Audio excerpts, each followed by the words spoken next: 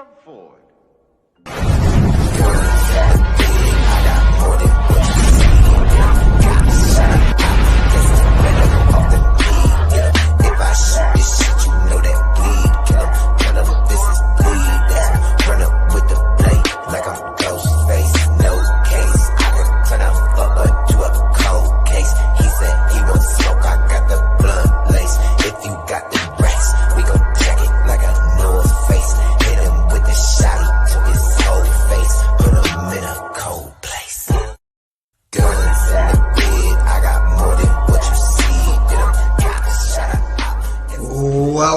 Welcome everyone to the Best Damn Podcast.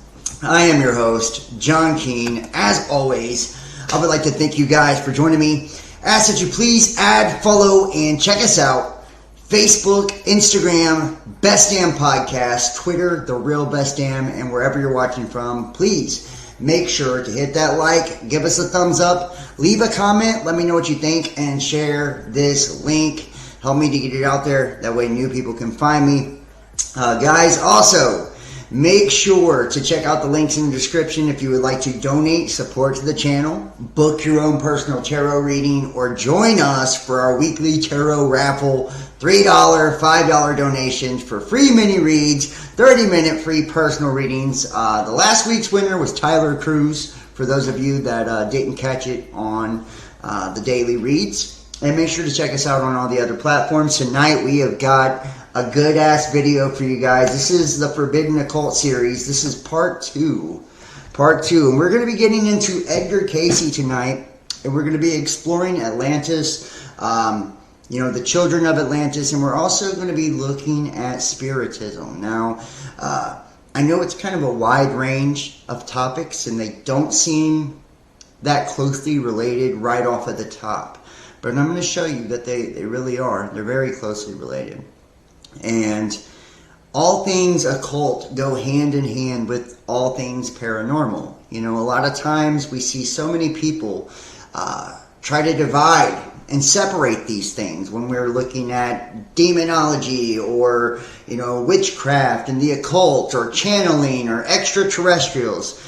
But, I believe that these are all just different schools of thought explaining the very nature of our reality, the very nature of this spiritual essence that gives life and makes everything manifest. And this is what we call God. This is what we call spirit. This is what we call soul. Tonight, it's going to be really interesting too, because Atlantis to me is like, it's one of those topics that no matter how deeply you dive, and let me know if you guys can hear me in the chat and all that good stuff, if you could.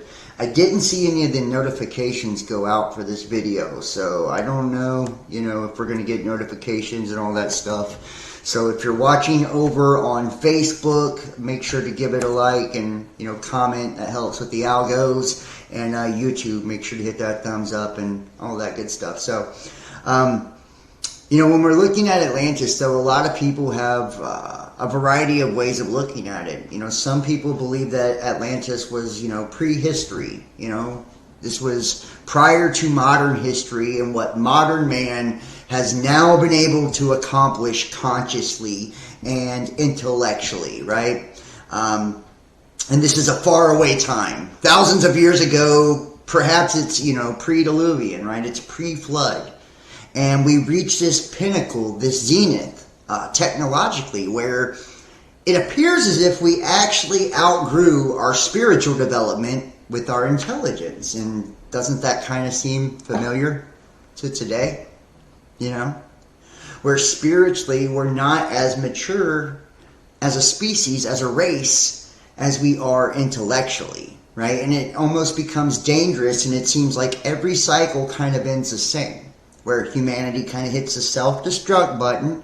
And whether this is inherently programmed in us, and some people believe it is. Some people believe that there are powers that be, whether they be extraterrestrial or God or angels or whatever, that are pulling the strings of humanity and are hitting that self-destruct button for us every time that we begin to reawaken, step back into our power, reconnect to the source, reconnect to the wholeness that is the all, that is us, that is God, that is the Spirit.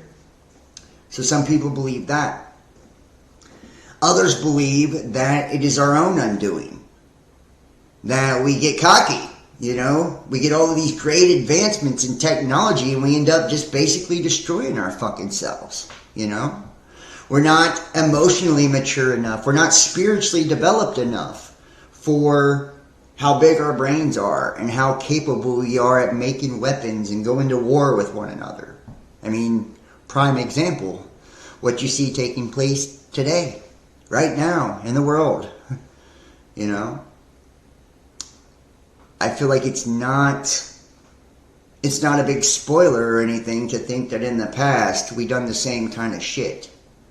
You know, and considering when we look at the Bible, and no matter what you think about the Bible, if you believe that it's, you know, God breathed the word, you know, life into the word of the Bible and it's, you know, whatever, right? A lot of Christians have their own thoughts and others have their own thoughts.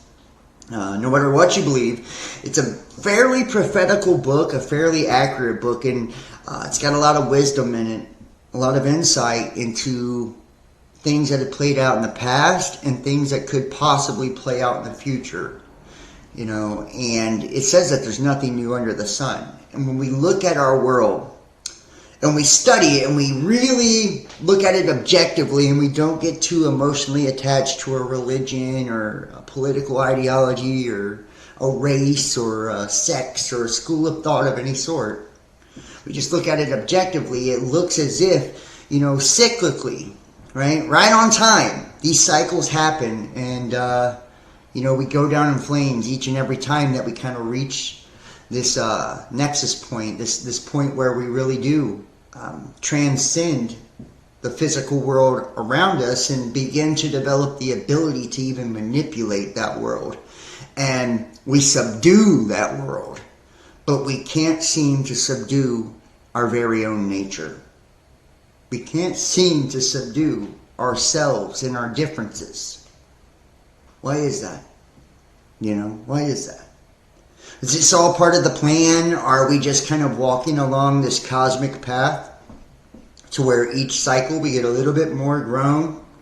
We grow, we mature a little bit. If we look into Aleister Crowley, and I believe it's the Book of the Law, correct me if I'm wrong, right? Talking about the age of Horus, and that this is the age of the child that is being born.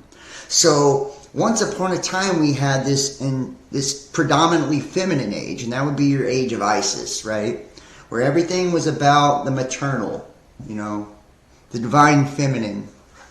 And it was a feminine ruled world. And it was all goddess worship and, you know. Then that age ended. And we went into a patriarchy, a masculine age. And that's where you get Yahweh and, you know, these jealous, angry, wrathful, vengeful gods, you know, masculine gods that sought war and control. And then now, as we step into the Aquarian age, leaving the Piscean age, which is the two fish, remember, Pisceans, two fish, you know, and it is the waters as well, which we are predominantly water, 80% water in our bodies, 80% water on the earth. And we know in the Gnostic text it talks about the earth was created as a reflection of the waters above the firmament separating the waters of space, which is the outer psyche or the outer collective consciousness of humanity, and the waters below being the reflection, the phantom, the projection, the illusion, which is what we call earth. And Christ was able to what? Walk on water, describing this experience of being able to rise that kundalini, that serpent within himself, up to the third temple, to the holy place, right? And by doing that, he was able to walk on the water and master the water that was beneath him, you know, because Christ means anointing, right? To be anointed, right? And we are anointed. And it's that sacred oil, that sacred secretion that drips down our spine and starts that entire process. And we've had these mysteries, these divine mysteries, age after age, Time after time, people after people, and very few seem to really understand or comprehend what is trying to be explained here. But it's like at an age now, which we were told prophetically as well would come, where knowledge would increase, right? Knowledge would increase and all the mysteries of God would be revealed. That age of Horus, where it's the child, the mother, and the father coming together, creating the sun, right? The sun, as in our star, the one that gives us light, pure infinite awareness. The one that the moon filters that awareness to us every night, right? Projecting onto us the dreams that we dream in the astral realm. The sun. All of the sun worship. Leading us up to this point. And now we go into this Aquarian age. This age that is no longer about the individual, but about the collective. Understanding our unique connection to one another. Bringing back those old teachings, those original teachings, the original ways, like the Hopi prophecy said we would do, right? That those in the last days, remembering the original teachings, the original ways, that would be you, my friend. You that's watching this now, you that are contemplating now how all of this works, where your place is in all of it, and where you belong. That's us. And this is what we're doing now. People like mystics like Edgar Cayce, that have channeled spiritual messages, and by channel I mean you are the channel, right?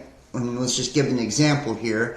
As we are broadcasting, I am casting my spelling, my words, right, to you through the YouTube, right? It's you, right? And I'm channeling, spiritual energy to you right now.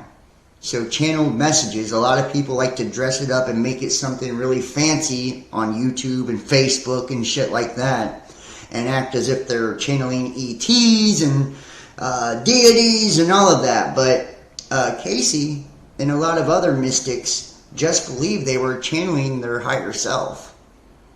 That when they tapped into the Akash, or the Akashic record, that it is the sea of information that we all share, because we all are part of this same oneness, the same creation. We all have the ability in an altered state of consciousness, in an altered state meaning a higher state of consciousness, to tap into that information and to discover and rediscover, to remember, put the pieces of the body back together. Put the fragments, the fractals back together. That is our awareness. That is our spiritual self. Right? And understand where we came from and where we're going. And remember, even if you are a fragment of the Creator, of that omnipotent, omnipresent Creator of all, you're still infinite, because a fragment of the infinite is still infinite. So you have those same capabilities within you. That's why you're called a co-creator, because you're a piece of that oneness, that Creator. So tonight we're going to jump into some stuff. This is going to be a good one. This is going to be a good one. We're going to start first, and I want to say thank you to everybody that is joining me. I'm broadcasting over on the YouTube channels and Facebook tonight. I will rebroadcast this on the rest of the channels. So let me say thank you. Kimberly F., Up Your 73, Conqueror, Luffy, I think, Graceful Heart, Micah, Marcus 99. Thank you so much, guys. I just appreciate all of you. Seriously, each and every one of you that take the time to watch and share these links. You have no idea how much that helps me. And, those of you who support the channel and all that good stuff. So let's go ahead and get into it. And it looks like we have Cusp in the house too. It's Kundalini Sophia. And yeah, I feel like the serpent in the garden, it was that. And we'll get into some of that tonight. It's a really good question. I've heard, and this is Cusp, says, I've heard the theories the serpent in the Garden of Eden was Sophia. It makes sense to me. It does me as well. The serpent in the garden being that Kundalini, right? That spirit that's, making you like God, giving you the knowledge of good and evil. It does make a lot of sense. So we're going to start off first here with the children of the Law of One and the lost teachings of Atlantis, and this is the prehistory. This is going to kind of lay the groundwork for a lot of the stuff we're going to be getting into tonight. The first half will be Edgar Cayce and Atlantis, and the back half we're going to jump into Spiritism, and I believe it's, let me make sure I'm saying this right, but written by Alan Kardec, I think is his name. So here we go. Know your true self, and you will know the true story. Know your whole self, and you will know the wholeness of the truth. All is one. There is no other. Thus, it always was, and thus it always shall remain. We once experienced only oneness, one being, with no divisions or separate parts. There was no time, no space, nothing other than the us. And I kind of want to point this out. If you guys haven't checked me out, over on TikTok, I did a video just the other day on the purpose of separation, right, which is division. And kind of explaining how separating these pieces, which science, the base word being cn, Latin, which means to divide, allows us to separate this wholeness, this oneness. Because if we're part of this oneness, it's hard to see anything separate if you're a part of something that's one. It's whole. So I feel like these divisions and separations were allowed to be created so we could take each fragmented piece of this creator, this God, this spirit, and see just how many different attributes and just how unlimited, this power, this spirit truly is, by dividing it, separating it, and looking at it from different angles and different parts, because it's all created, from one thing. But seeing that one thing as a whole, you can not truly grasp or fathom, just how capable, just how much resides within this oneness. So when we see that separation, it's to allow us to see all these attributes of God, all these attributes of the Spirit, and it brings us that joy too of coming back together, So when you are only one, there is only you, nothing else to interact with. In order to experience interaction, to experience being with someone else, to experience play, the one divided within itself, duplicating the one, thus creating many ones, many beings within the one. Part of this is what modern science calls the Big Bang. Still one being, now in many parts were we, capable of pretending to be other than one, while still being one in harmonious consciousness. By vibration was it done, division, multiplication, and expansion of the one, set into motion were vibrations throughout the universe. On it went, dividing, multiplying, creating new aspects of vibration through the overtones of harmony and ripples of the interacting vibratory reflections. Created this many new things, and also initiated the time and space. Each of us were the entity of the one, the entirety of the one, the dark, the light, the stars, the planets, all of us macrocosms of the one. In clusters, in groups we were, in all directions, we being the entire universe. And remember, universe is you inverted, right? So when we are experiencing that universe, it is you inverted. You are seeing an expression of you on the inside. That's why your brain is like a model of the entire fucking universe, right? It's like you're literally creating, projecting that outwardly or inwardly. We being the entire universe, we then roamed ourselves as consciousness, as beings that cannot be described or understood by the present earth consciousness. Yet, describe I will try as best I can.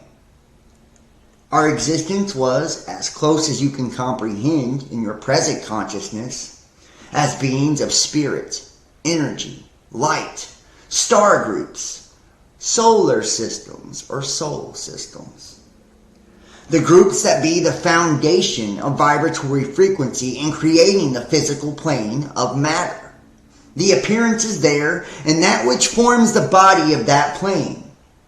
Unattached, ever-flowing with the flows of the universal one were we, enjoying all the wonders of our new creation. Our consciousness, both semi-separate from, yet still one with, the entire creation of the universe, allowed us the experiencing of new and different things.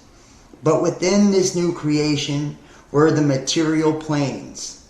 These were the realms in which existed the most dense or slowest spectrum of vibrations.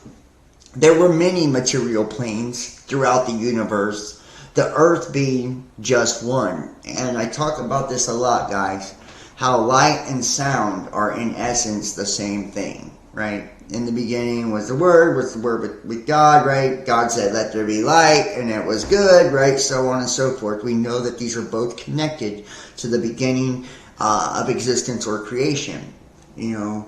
But that light issued forth first, right? Light is spirit, it's electricity, it's energy, you know, made manifest. And that light at such a low, dense state, a vibratory state, begins to vibrate, right? Creating that hum, right? That sound, right? And at such a low state, it becomes physical matter, right? It slows down to a solid or physical matter. And that's why Lucifer is the god of music or the god of sound, right? And in a lot of, and I believe it's German, correct me if I'm wrong, you guys can look it up if you want. But when it says we are born into sin, sin means sound, right? So in some schools of thought, sin actually correlates to the word sound. So we were born into sound, right? Meaning the physical, right?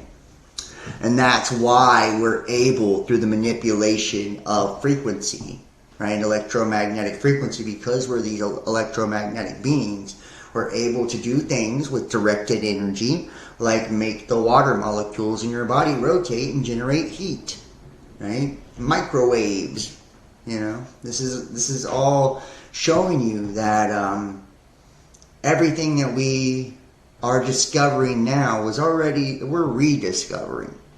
We already knew this at one point. So whether you believe Atlantis is a fictional time in the future or something we already went through in the past, it's neither here nor there. I feel like this is knowledge we've always had, and we just bring it back up to the surface at the time when we're able to perceive it.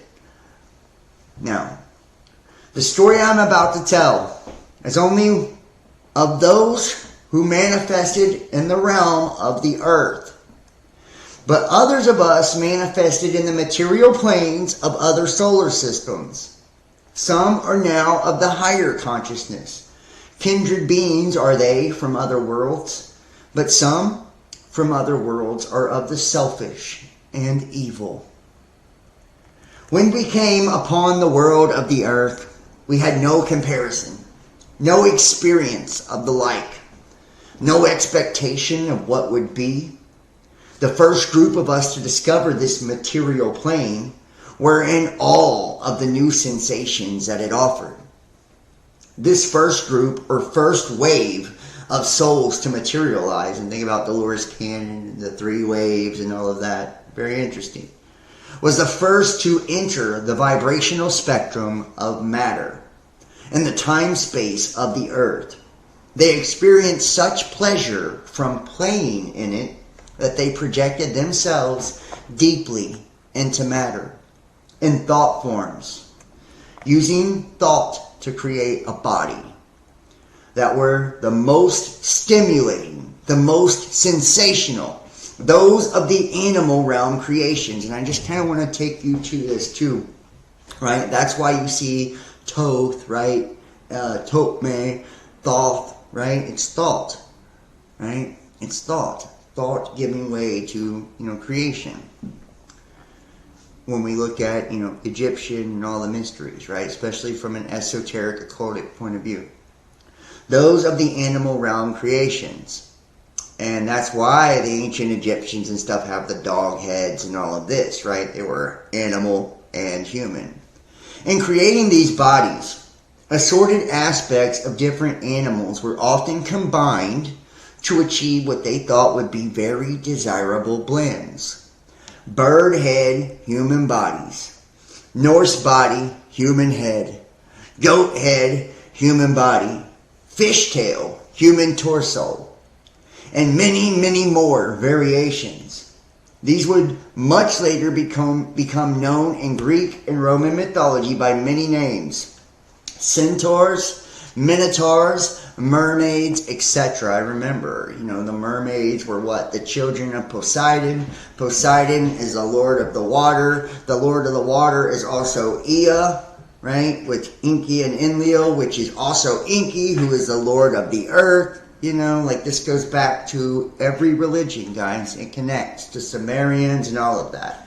Mesopotamia, Greek, Rome, Egypt, down to Judaism and Christianity. So it doesn't matter what school of thought you look into. And every time we see, things like stars, heavenly host, angels, watchers, princes, they're planets, right? Which correlate to, the 7 colors of the rainbows, which are the 7 planets, right? And those colors of the rainbow are the covenant with God, the arc of the covenant, electrical arc, right? These 7 rays of light, because this is the projection from the heavens above. Remember, in Genesis, it says we were created in the image of the Elohim, right? The Elohim being the sons of God, right?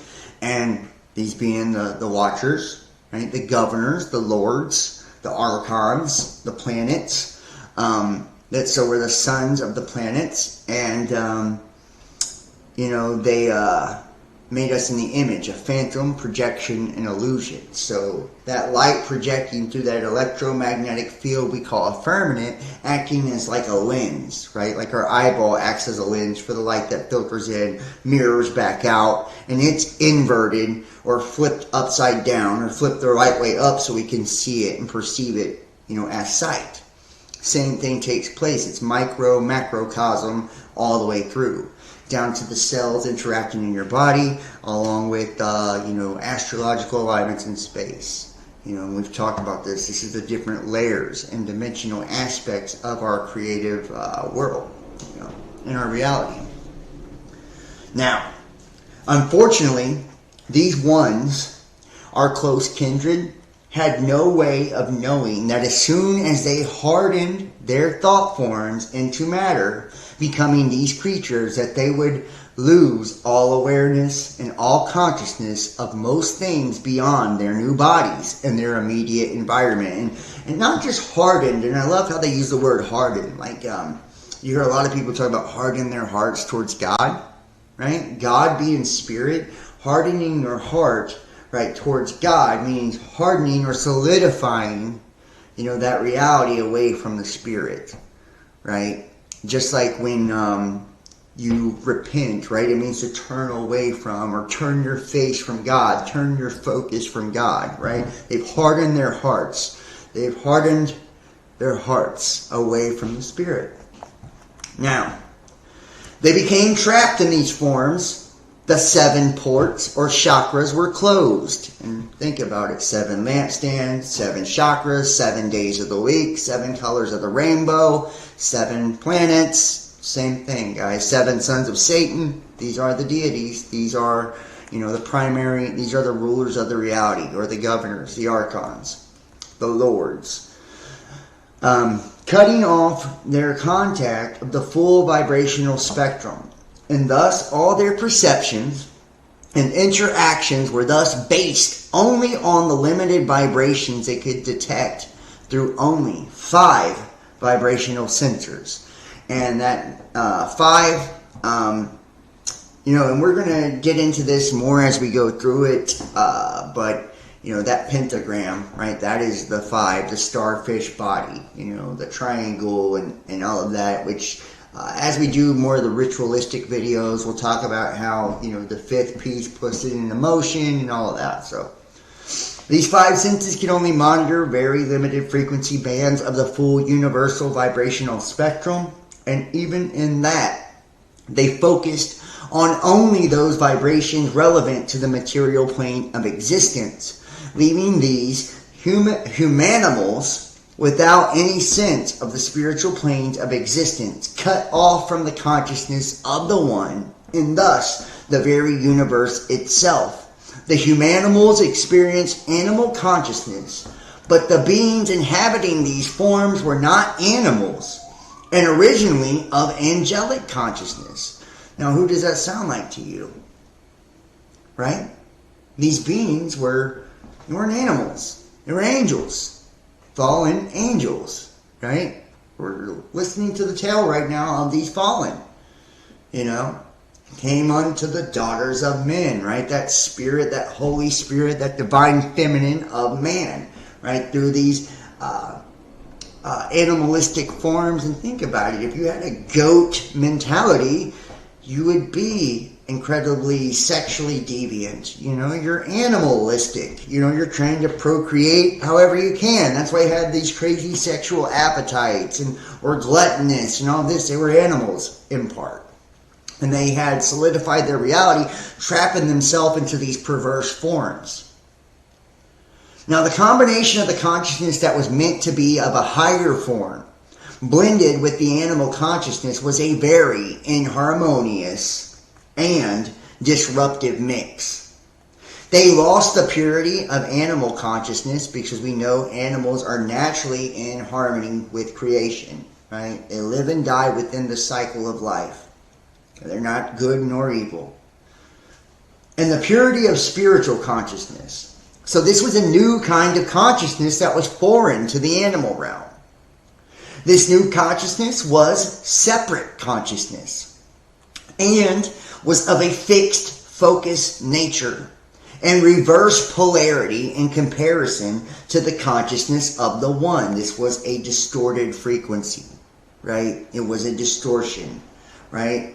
And it was solidified within matter, low vibratory state, hence it was evil. Right? And that's why we see Satan pictured, like goats and, animalistic. You see it now. Intelligence was also severely curtailed in the humanimals, being similar to the intelligence of the types of animals that they were modeled upon. But again, this was adversely afflicted by the negative effects of separate consciousness. Thus were the humanimals stuck in this limited plane, in limited forms, with limited intelligence and a new limited consciousness. They didn't fit in anywhere. They didn't belong in the spiritual realms any longer, nor did they belong in Earth's nature. Thus, their introduction into the Earth plane was also disruptive and polluting to the flow of nature. Now, think about the giants, right, of the biblical tales before the Great Flood. They were devouring men, devouring each other, right? They were beasts, right? They were disrupting the flow and the harmony of nature, of creation. Right? And it kind of makes a lot more sense of why the Creator would wipe them out, because they were abominations, if you will, because they were created haphazardly, not understanding that they were going to be disconnected. And having this disconnectedness, right, it was that thus begins the self-service, service to self, right? Polarity, selfishness, self-centeredness, where the world revolves around you, your desires, and they're animals, so they're basic desires, right? Lust, reproduction, food, very low, lesser keys, if you will, lower vibratory desires. And they were ruled by them. They had no rulership over them. They were subject to that because they were in animalistic form. Now, and I'm just, I'm trying to put this out there. I want you to think of every Greek god, every Roman god, all of this, and start to put the pieces together because it makes more sense than anything you'll probably ever fucking hear when it comes to this stuff. Those of us who did not project ourselves into matter, notice he used the words project ourselves, right? A phantom, a projection, an illusion, right? Made in the image of the Elohim. We're quite aware of the predicament and fates that had befallen our kin. From the vantage point of our natural, etheric state of existence, we were still of one mind, one being. Seeing part of us in such matter-bound prisons as the humanimals had become trapped in was very painful.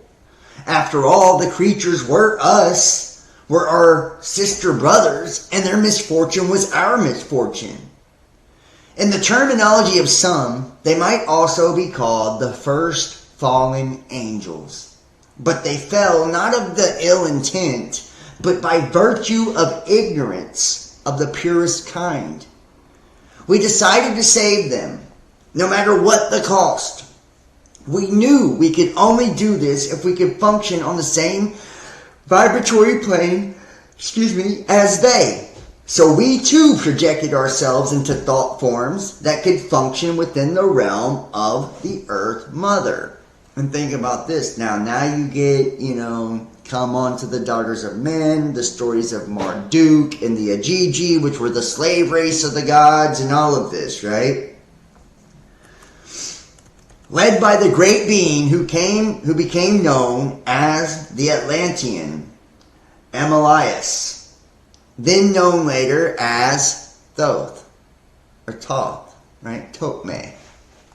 And Thoth is thought, right? They projected using thought forms. Isn't it weird how these words correlate directly to the conscious story they're trying to describe as well? Why does that happen, right? Because that is a human subconscious or collective consciousness playing out on every single possible plane or state of existence. That's why we see the same stories, stories of the heroes, and think about the giants too. They were the men of renown, the heroes of old, these great beings, these great men, right? Mighty, powerful, and then David and Goliath, right? Where a man comes in and hits him with the stone, right here, and takes him down, right? Takes that giant down. And then thus this war begins between these different offsprings, which we've seen carry out for centuries. And that's why a lot of people believe this reptilian, which is serpent, right? Seraph, right? Fire beings, heavenly beings. This serpent beings with this bloodline, those would be your elites and shit like that try to keep their bloodline pure and are illuminated because they would be the ones that were of the animalistic form. Anyways, and now we see Thoth, coming into the story as well, or Hermes, right, which means to seal something. Now the second wave of our entering into the planes of the Earth Mother began. Careful to stay as beings free from the lower vibratory planes or hardening into the matter, we projected ourselves into the material plane with thought-form bodies that were semi-etheric matter, but not matter. Thus were we still able to function on all vibrational frequencies of the universal spectrum, free to enter or leave the limited spectrum of the material plane at will.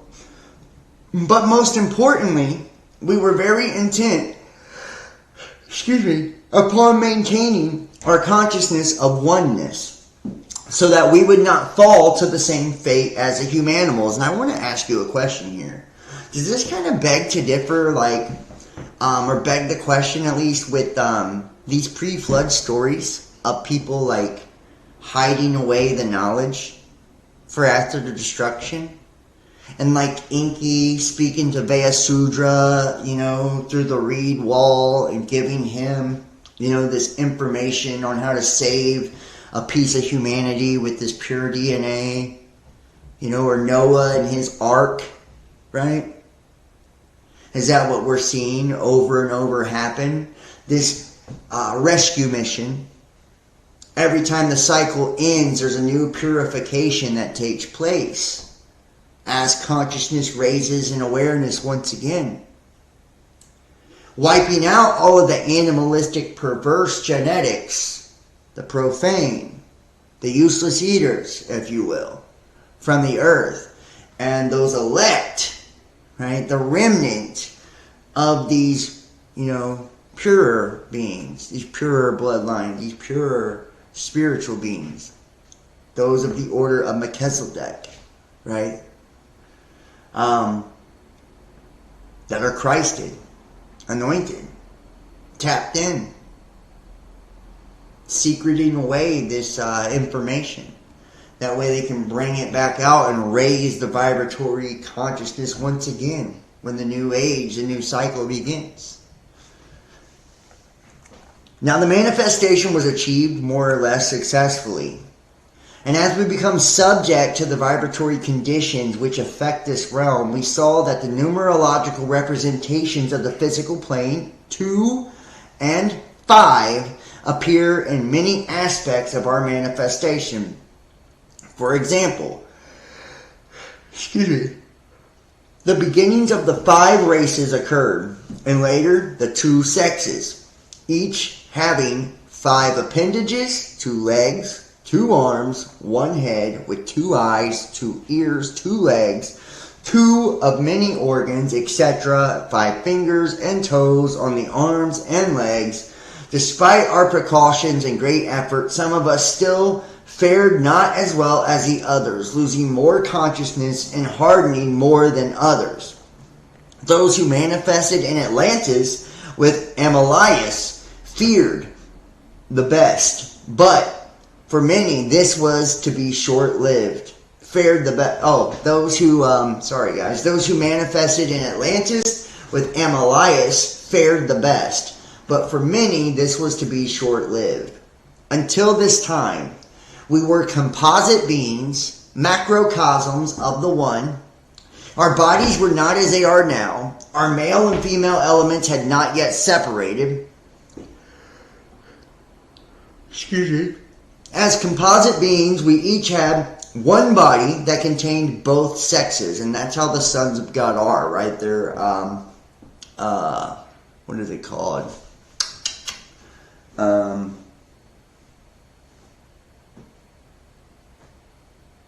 All the mind is all. Well, what do they call it, guys? It's right, not hermaphrodites, but it's another word for that. I'm trying to think. Androgynes, right? They were androgynes. The sex is just then the female. Composite beings, we each had one body that contained both sexes, rather than the male and female bodies we have now. The sexes then being just the inner and outer elements, and outflowing and inflowing parts of our whole being. These were soulmate groups, as they are called now. Each composite being had different numbers of parts, a different number of soulmates, each part a being itself, but fully as one with the whole being. We were like beings in which planets orbit a star, or the atoms of matter in which elements of different polarities, male and female, are attracted to each other, each finding a place where they harmoniously function together within the whole, as one entity, one being. I'm so sorry. It's like getting the yawns. As such composite beings, we existed in a state of unselfish love, constant flow, outflowing, giving fully of our life energies to each element of ourselves, within ourselves, and receiving within ourselves and without, in our relationship with the One, with each composite being also orbited, creating the even greater ultimate composite being of the One. Now think about that, guys. These orbits are cycles. Like when we see satellites or moons, around a star, that's essentially what we were, was like satellites around the one, orbiting, cycling, right? And being part of the same star or soul group, soul system, right? We went together. These were our soul mates. They were pieces of the same being. Now, for the first time, some of us have begun to separate within ourselves, manifesting as individual bodies, representing the polarity elements. Bodies of opposite polarities then came into existence, male or female, sex. The work of freeing the humanimals began. It was arduous and complex, but it proceeded well at first. Unfortunately, the contamination of separateness slowly began to creep in. We started slowly tasting many of the things that had instantly trapped the humanimals. And think about this too, those watchers, in the book of Enoch, right? They teach mankind metallurgy and painting their face and all of that, which, essentially corrupts them, okay? Divisions began to occur between the Atlanteans over opinions and desires. The next symptom of our disintegration was upon us. And this disease and dis-ease, it's dis-ease or disharmony in your vibratory state, in your vibrational field, your aura. Dis-ease would eventually bring down Atlantis. Even in Atlantis, like of the Atlantic, right? This is, when we look at, the oceans and the waters, right? The children of Poseidon, these children of the water, right? And that those Christ being able to walk on that water. And notice, Poseidon's kids and stuff were mermaids, half fish, Piscean, and women, female, divine feminine, right? So we're being told all throughout history different variations of the same tales. Right, trying to give us different understandings and perspectives because that's how we are triggered. Right, that's in essence, these are our stories, are rituals. Right, these rites of passage. Right, that allows us to pass through, the darkness of our inner self and begin the circumambulation process where we're orbiting within ourselves from the outward in to the core of who we are. Identifying with that piece of the oneness which we are. Remembering, putting the body back together. The next symptom of our disintegration was upon us, and the disease would eventually bring down Atlantis. Even in this higher state of manifestation, which we thought would keep us safe from the loss of consciousness, that plagued the humanimals, some of us succumbed to the lure of material sensation like the drug addict would behave with an unlimited supply of drugs. We began to delve more into the indulgences of this plane until we were lost in it, drowning in it. In the frenzy of our addiction to physical sensations, we disregarded all our precautions and wariness. Soon our thoughts and actions had collected matter from this material world that surrounded us and hardened our thought forms, making us matter-bound also. Our consciousness simultaneously slipped, and our gradual loss of consciousness of oneness gave way to that of new consciousness of the predominant separateness, or the individual. The consciousness of predominant separateness was foreign to us. A totally new experience. And along with this new consciousness came new emotions, some pleasurable and some painful. Strange new things like greed, envy, lust, excitement, fear, and desire. Some of us vigorously strive to maintain a semblance of our consciousness of oneness along with the new consciousness, and we were able to experience the emotions without being ruled by them. Such were the children of the law of one, but others lost. Or those chose to deliberately suppress even a glimmer of awareness of the one. These beings became lost and enmeshed in separateness. Outside of the consciousness of oneness, they became subject to being tossed to and fro by the tides of emotional onslaught and ultimately became devoted to personal power and pleasure in this physical plane. These beings became known as the sons of Belial, even if they were female. Right? Baal. The Canaanites. Right? Take heed of the ancient warnings and prophecies about the Belialians. Lizard-like are they, not in the apparent physical description, but in spirit form, in the heart, in the soul. Beware even now of your lizard kin, for they rule the world with greed and without compassion, while maintaining appearance of good and righteous, as men and women do. These sons of Belial walk the earth, model citizens, successful leaders, who are the envy of the uninitiated. While some appear disgusting and strange to the eye, look not to see the ugliness of the Belialians with your eye, for some are handsome to the eye. See, you will not, their true lizard-like appearance with your earthly eyes. See their true nature, you will, only with the inner eye, or in glimpses from the corner of the eye. When this division came within the people of Atlantis, many things went awry, and turmoil began.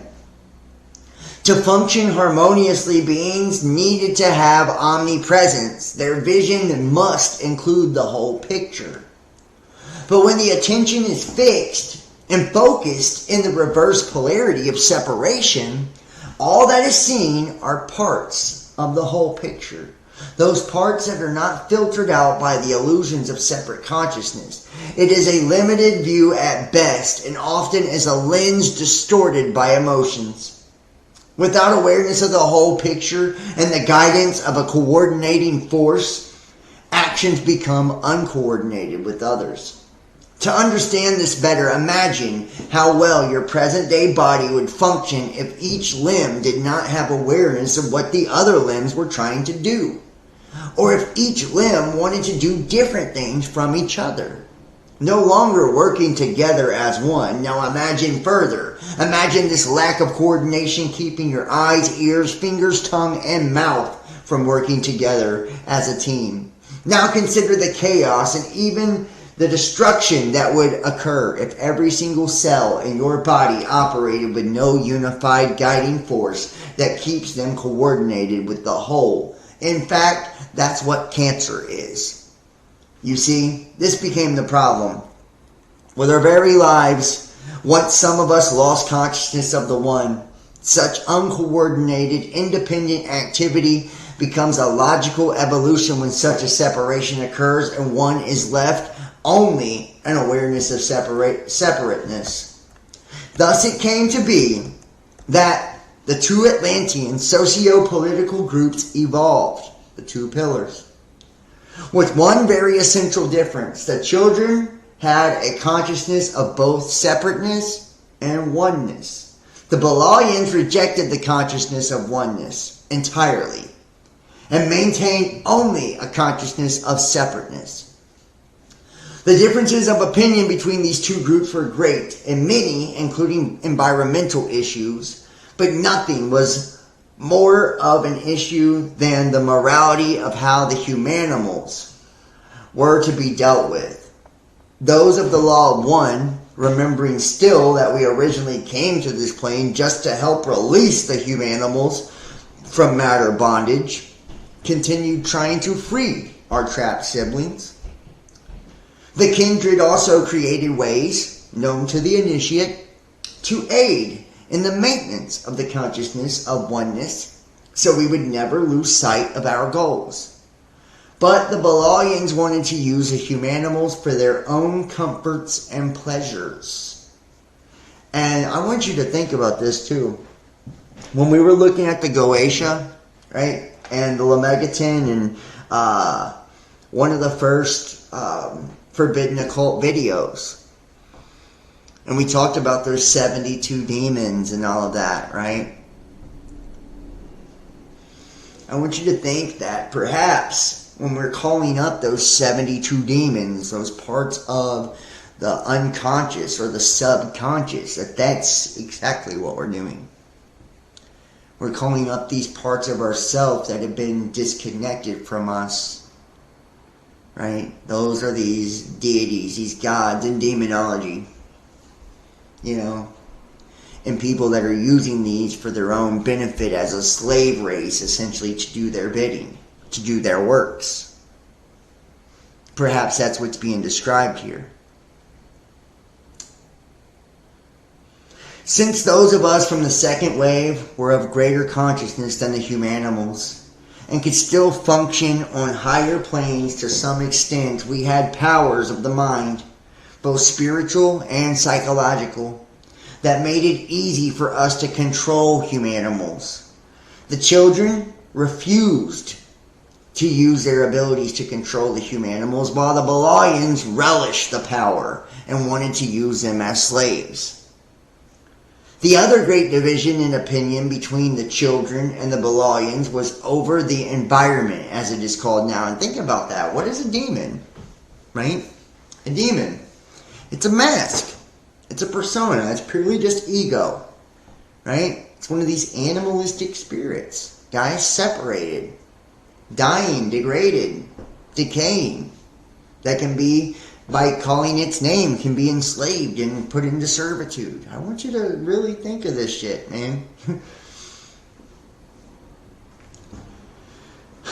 was over the environment, as it's called now.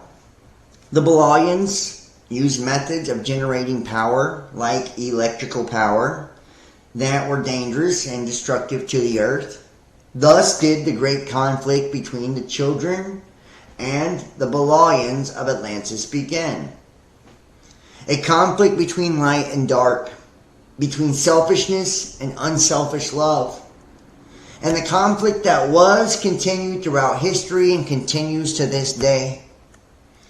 The Belayans' lust for power and lack of care or awareness of the balances of nature led to the destruction of Atlantis. This was due in great part to the abuse of their power generation plants. And I want you to look at like the Great Pyramid, right? That a lot of people believe is a hydrogen plant, right? And a lot of these pyramids were, in fact, power plants. And they had no signs of torches, right? And there's, electrical light bulbs and shit drawn on the walls. And think of all the mud flood shit as well. Just saying. Probably a lot more to the story than what people even know.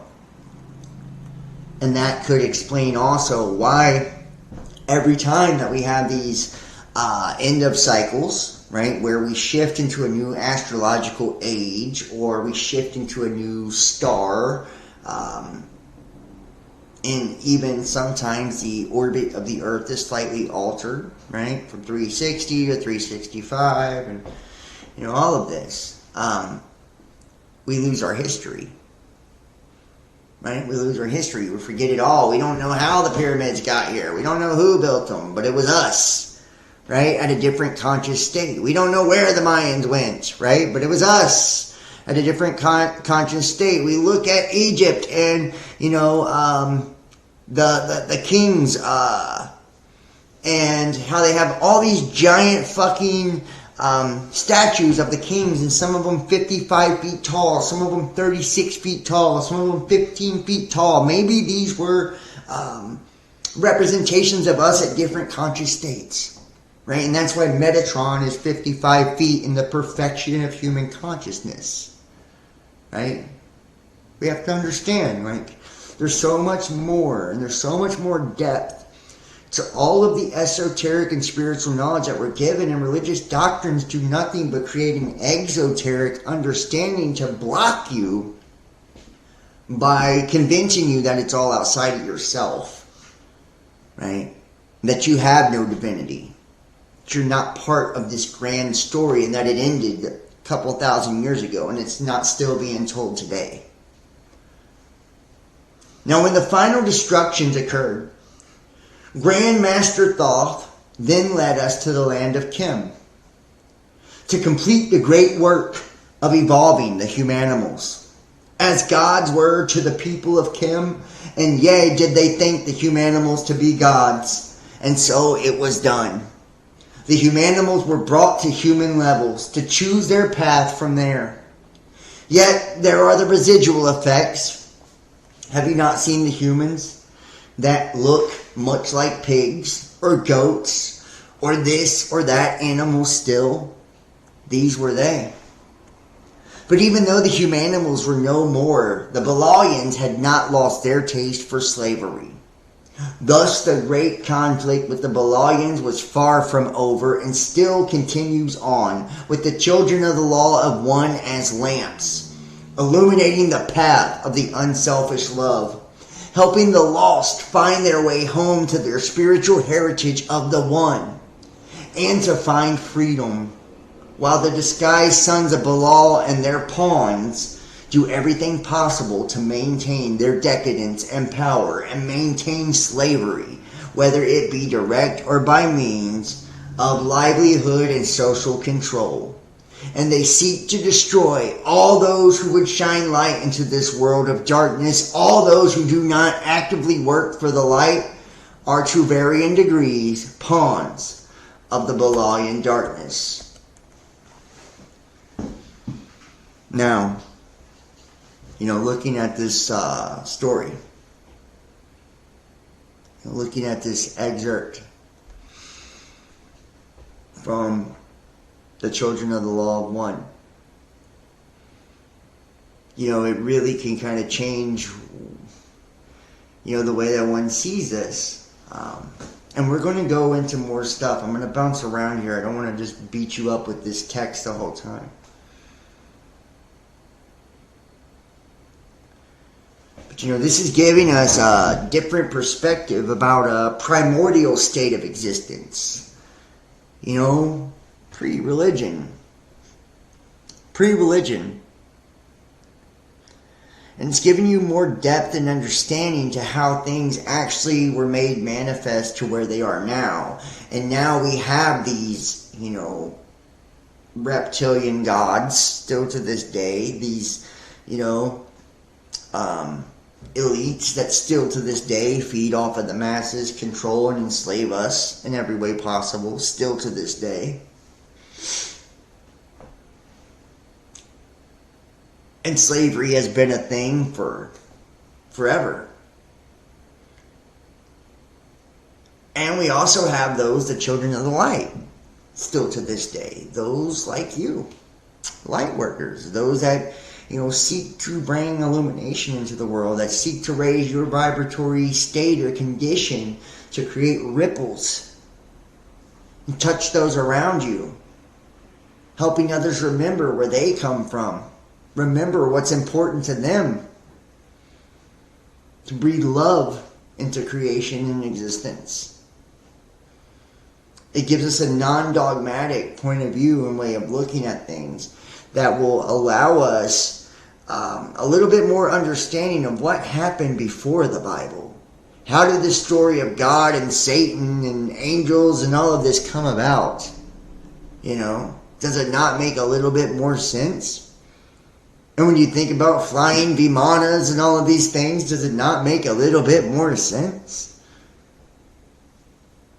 Just saying. Something truly to consider. And we're going to move forward here. I'm going to play... Hold on, yeah. Fix my sound here. My bad. Sorry about that. Hopefully I didn't blow your eardrums out. We're going to play a little excerpt, a little audio clip before we jump into some of these other books. And then we're going to go into, after the Atlantis, we're going to go into Spiritism, and we're going to look at some of that as well. The history, the origins of Spiritism, and kind of what it means, and some different schools of thought with that.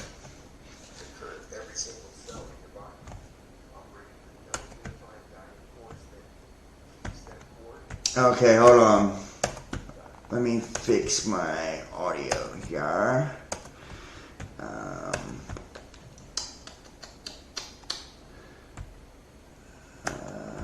Hopefully. Y'all let me know if you can hear this. Hold on.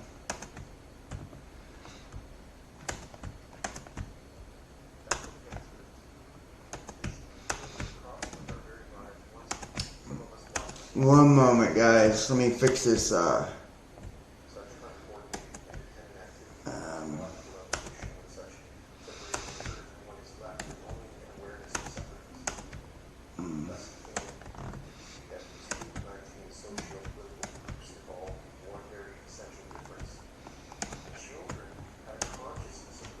Oneness.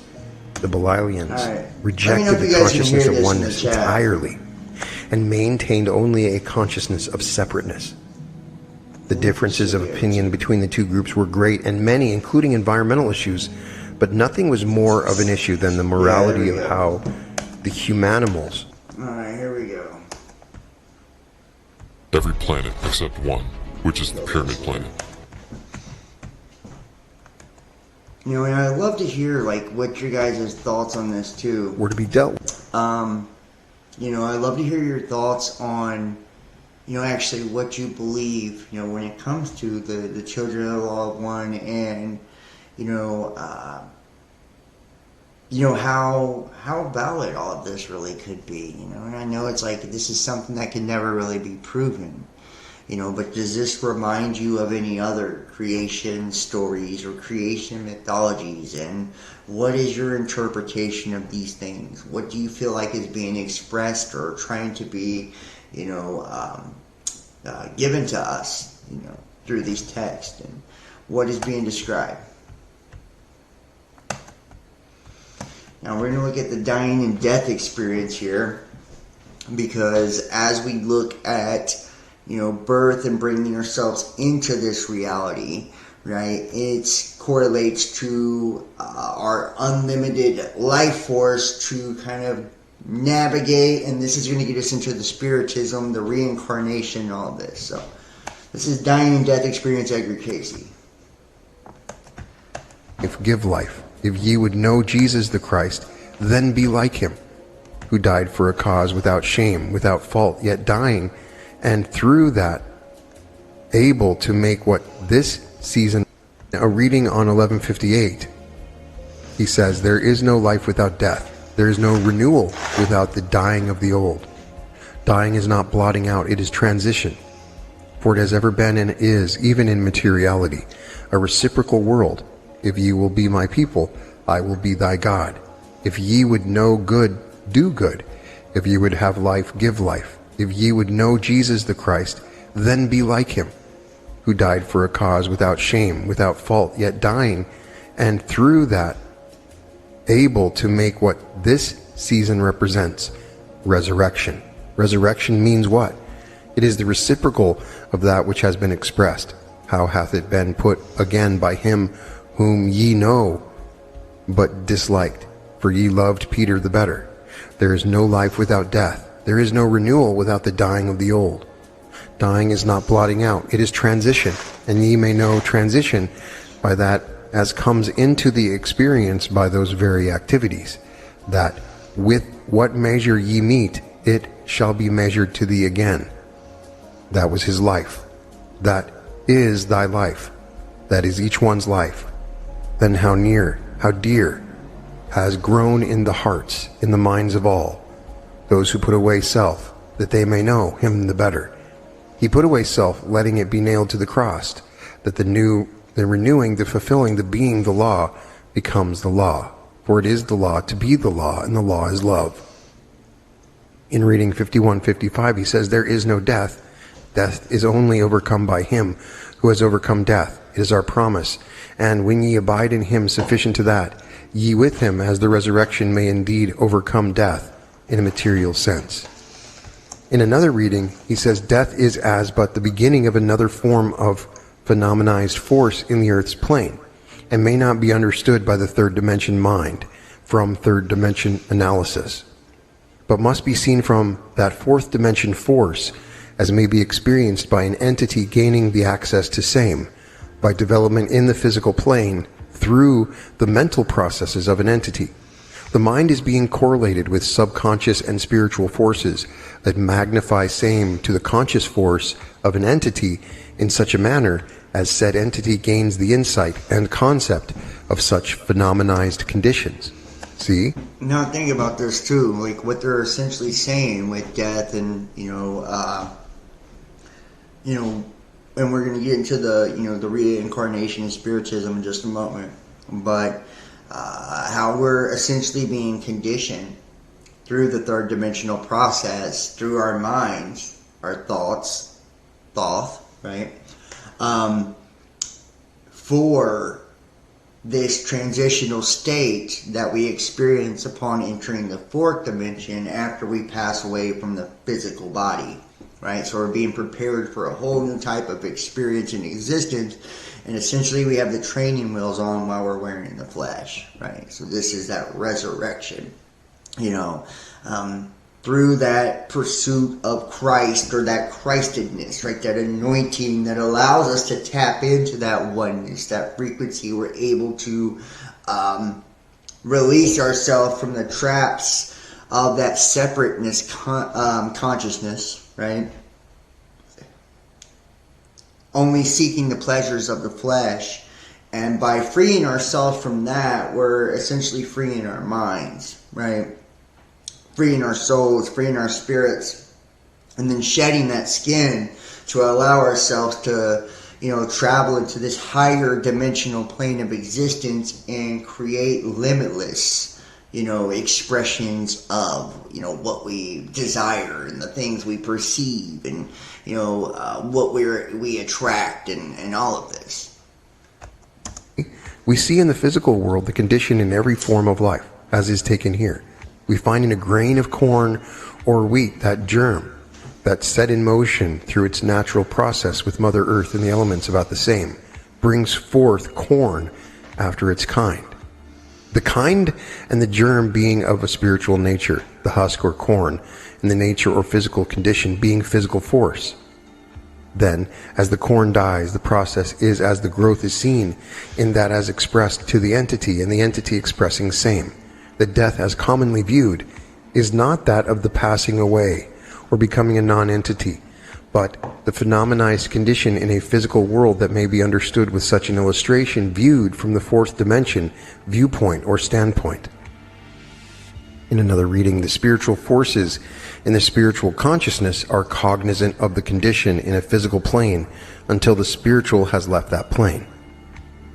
And in another, life in its continuity is that experience of the soul or entity, including its soul, its spirit, its superconscious, its subconscious, its physical consciousness, or its material consciousness, in that as its development goes through various experiences, takes on more and more that ability of knowing itself to be itself, yet a portion of the great whole, or the one creative energy that is in and through all. And in another, life and its expressions are one. Each soul or entity will and does return, or cycle, as does nature in its manifestations about man, thus leaving, making, or presenting, as it were, those infallible, indelible truths, that it, life, is continuous. And think about that too, like these cycles, right? Like we've been talking about since the start, things cycling, reincarnation being a cycle, a soul cycle, like you coming back to the earth to learn new lessons. And in a lot of new age circles and schools of thought, like this is a big thing. You hear like twin flames and soulmates and karmics and soul contracts and all of this, right? Attachments, that's in essence what's being expressed, is that each journey here, each orbit around the sun, right, within the soul system, we are developing, maturing, because we are that child, that age of Horus, right? We're that child, that son of God, that Christ being born, and each cycle we're learning different lessons, each relationship as our soul mates, those of the same star system, right, soul system, interact with us, right? We have these interactions which stimulate growth one way or another within our vibratory, conditions. So some people, are here just to provide you with a lesson to, elevate you. Some people, are here to give you painful experiences so you repel away from certain things that, bring you displeasure. And it's like, after we've fulfilled a lot of those things, we graduate and level up. And that's why a lot of people, when they're in relationships and shit, they'll be like, man, I get the same kind of person every time. Or, my person always cheats on me. Or I always get, this and this. And it's like, because they never learned the lesson or valued, the experience they had in the past and were able to process that, overcome that, and take it to the next level. Even with you can deal with the same person. But after you've learned a lesson, you can start a whole new cycle, a whole new chapter with the same damn person if you've actually taken something away from the experience and leveled up from it. So I feel like it's interesting how these things correlate, and a lot of people never ever connect the dots on these things. They never ever see how it's all part of this one expression, this oneness, this wholeness, the all, and how we're all kind of moving parts, in the micro and the macro of this God organism. That's us, that's spirit. And though there may be a few short years in this or that experience, they are one. The soul, the inner being purified, being lifted up, that it may be one with that first cause, that first purpose for its coming into existence. And though there may be those experiences here and there, each has its relationship with that which has gone before, that is to come. And there has been given to each soul that privilege, that choice of being one with the creative force. And the patterns that have been set as marks along man's progress are plain. None mount higher than that which has been left in him, who made that intercession for man. That man through... And it doesn't matter what type of person you are, what type of how you turn out in all of this, because each and every one of us truly are this unique and individual expression of this oneness, and that is the whole point of separation, right, of division, right? We're all a divine piece, a divine spark of this infinite awareness, this infinite consciousness, this infinite creator, so we're all serving our specific purpose and role that only we can serve, only we can be, because we're a piece of that infinite. We're, just a small sample, a small fragment of that infinite with different properties and different characteristics and different traits. And that's what makes all of us beautiful. But yet, while feeling as if we're separate and having a sense of separateness because of the mask we wear that tells us we are separate, we still yet are driven by the wholeness. It's that connectedness to all of it that allows us to continue each and every day, that keeps us, in the orbit of life, the cycle of life, and what walks us through our life path, until we have fully, we've done all we've been put here to do with this experience, and have finally graduated to be able to go to the next dimensional experience, and still it's doing it all over again, which we can't even perceive with our limited mind here. So I find it's very interesting, guys, when we get into all this stuff. And I know it's really complex for a lot of people. The source of which the entity itself may... And we're going to look at life beyond Earth, and then we're going to jump into Spiritism here. Let me jump over here. And this is Edgar Cayce on the Ancient Mysteries, and edgarcayce.org. For those of you that are interested, I'm going to drop this link in the chat. People that want to go check out this stuff. Yeah, they are patterns. There we go. So, Edgar Cayce on the Ancient Mysteries. Edgar Cayce claimed that the history of humankind went back some 10 million years. While in a trance state, Cayce's ability to peer into the past with uncanny psychic accuracy was demonstrated repeatedly. The type of psychic ability is called retrocognition. And Cayce used retrocognition when giving readings that assessed and spoke of past events in an individual's life as well as ancient history, including the geological evolution of the planet and details of civilizations that predate recorded history. Through the use of retrocognition, Cayce's readings provide a wealth of insights into the ancient world. Although much of this material may be impossible to verify, sometimes contemporary research uncovers evidence to confirm the information given in Cayce's trance state. And here's a few handfuls of the mysteries in his readings that were uncovered. The Essenes, more than 11 years before the Dead Sea Scrolls were found. In 1947, Cayce provided a great deal of information on a Jewish sect called the Essenes. Cayce claimed that in the Essene society, men and women lived and worked together toward a common goal of preparing for the birth of Christ. Scholars, however, believe that the Essenes were a monastic society composed exclusively of men. It was not until archaeological excavations occurred after Cayce's death that his psychic information was verified. And I just want you to say this too. There are many books, and I believe it's could be the Essene Gospels of Peace, but I believe it's the Aquarian Gospels of Jesus the Christ, and these lost years of Jesus. There's a lot of books like this that talk about Christ perhaps being part of the Essenes, and that Joseph and Mary, which are Seth or Set, and Mary, were actually part of the Essenes as well, and that they conceived of this spiritual child through a type of astral projection or, an astral mating. That's why it was considered, immaculate conception. And whether people want to go to the school of thought of Jesus Christ being born in the flesh or not, it doesn't really matter. Imagine masculine, feminine, right? The teachings of Set and, Mary, which is the divine feminine, coming together, creating this Christ, this child, this anointing, right? It's a story of the esoteric, self-initiation into the mysteries, right? Into Godhood. Now, the life of Jesus, going beyond the New Testament, given the discovery of the Dead Sea Scrolls, Cayce's readings reveal the life of Jesus as one rich in teachings, training with the Essenes, and his teacher there, Judy, family, brothers James and Jude, and sisters Ruth, and spiritual lessons, traveling to India and Egypt to learn from master teachers.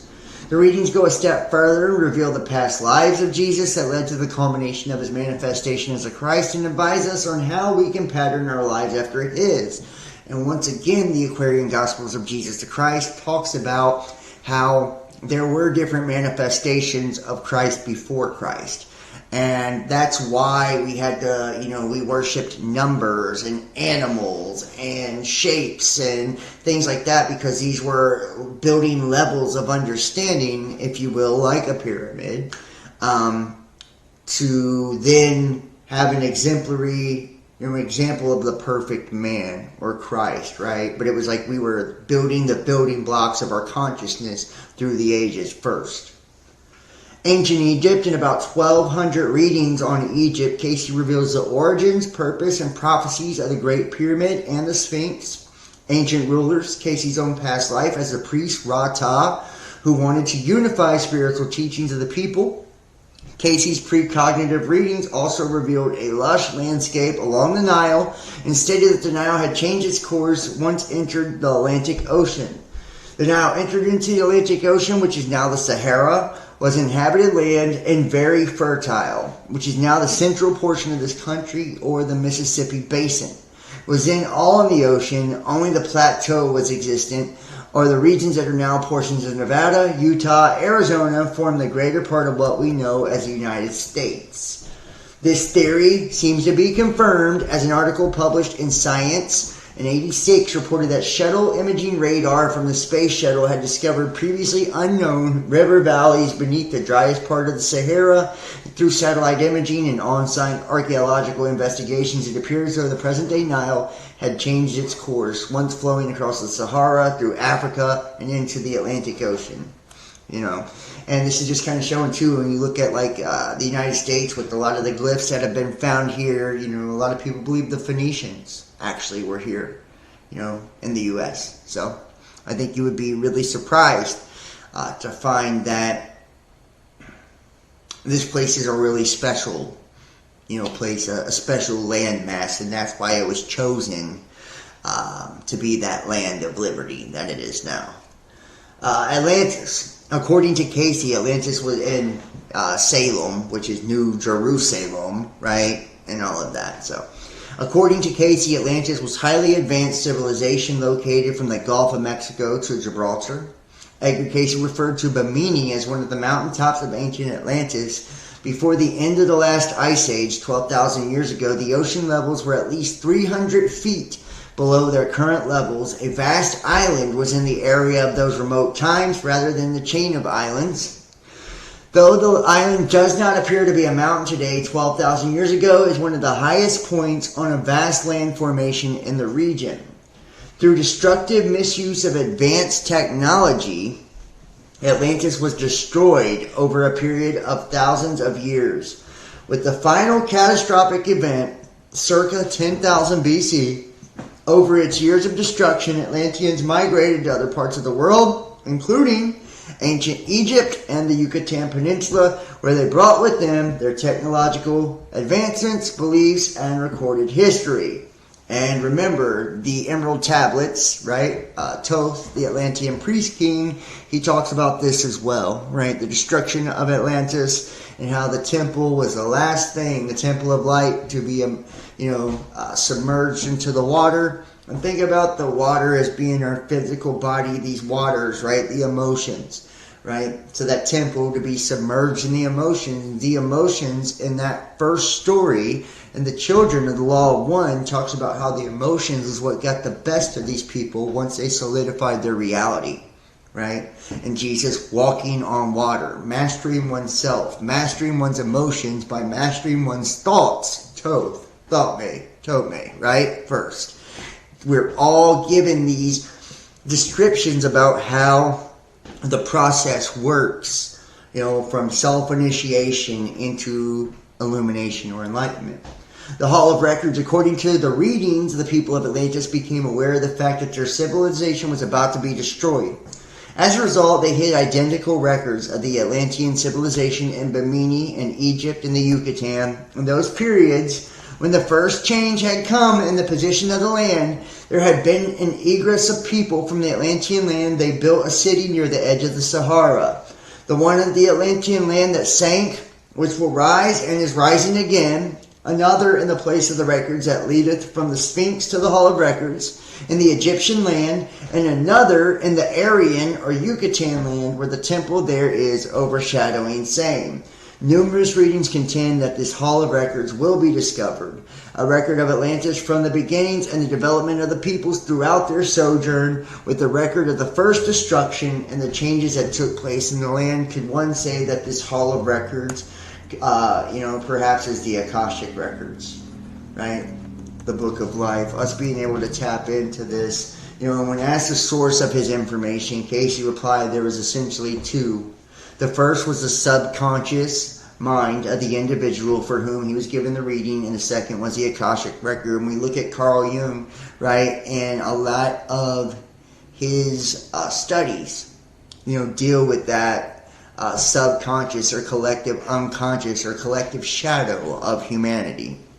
Essentially showing that, the 12 disciples and Christ and all of this, they also correlate to the zodiac, and, all the astrological constellations also correlate to our organs within our body, and it's like from individual to collective to astrological, right? Physical, mental, emotional, spiritual, from the solar system to the universe, micro, macro, right?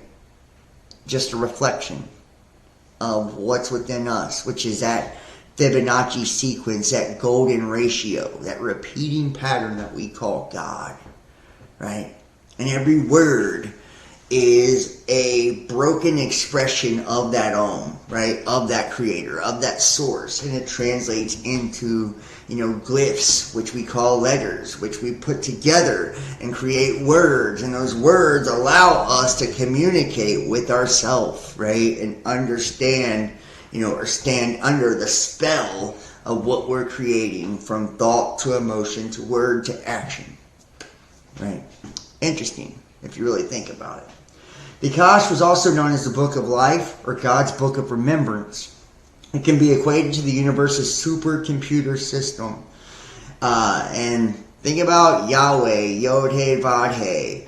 I believe it's Arabic or Aramaic. It's AUAI, which would be gold and artificial intelligence. Just weird, like AUAI, right? Hands nailed, feet nailed also, which is Christ,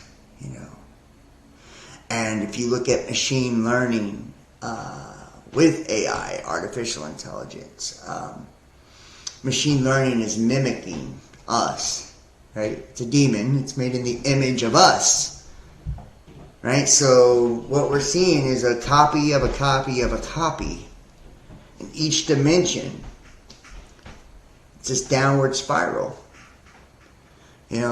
One thing reflecting to the next to the next. That's why it talks about in the Gnostic text, the reality of the rulers, right?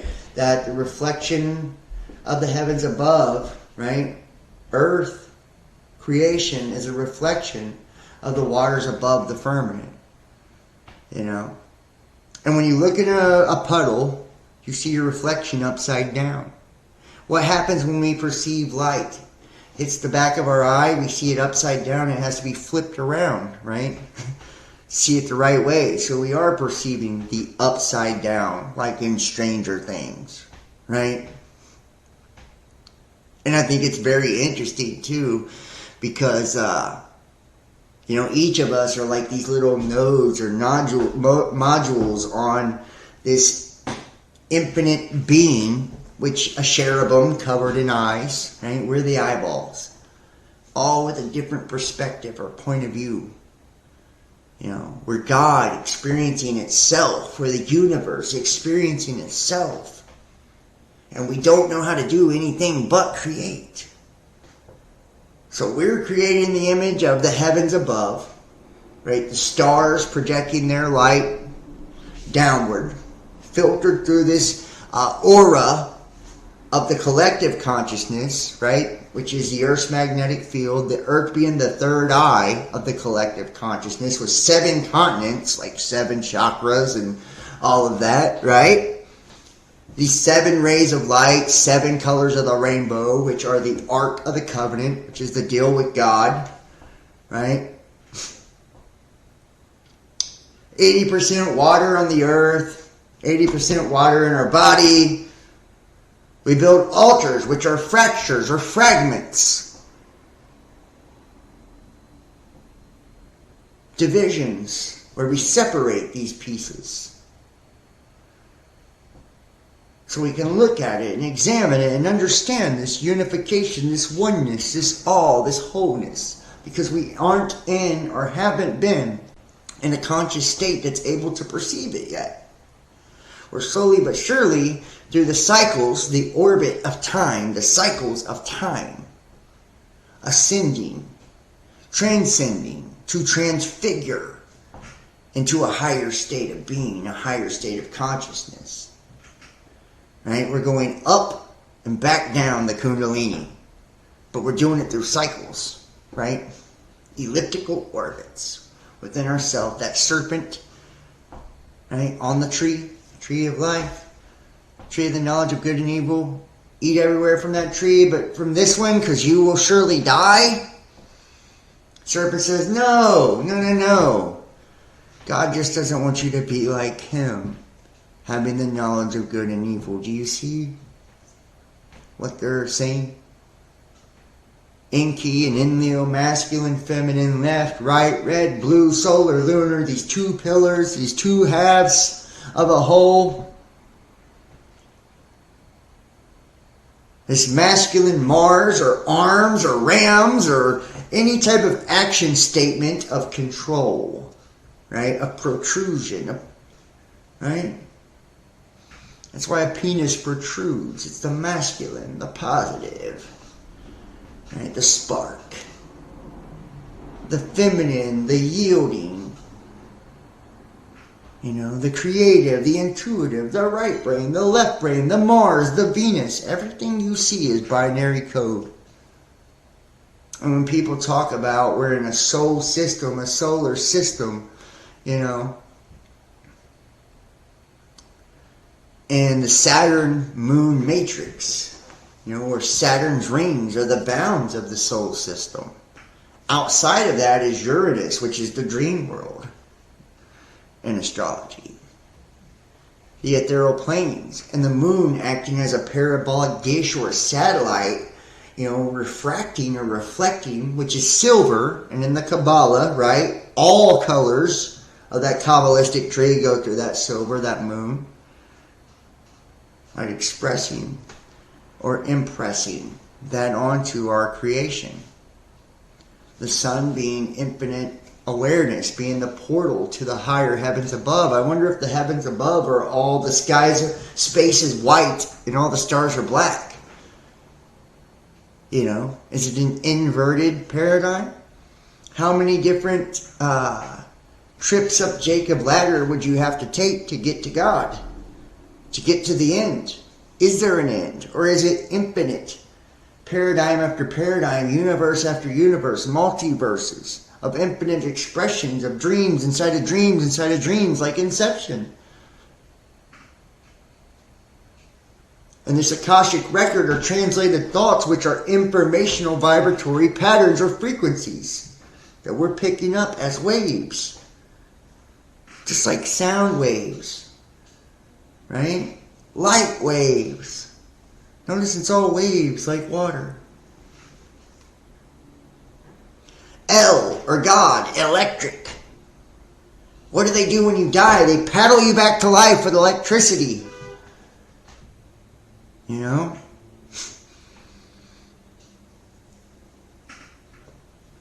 Just saying, guys. Like, there is a rhythm. And we look at the seven, sacred sciences, you know, and vibration and rhythm and all of this, you know. It's like,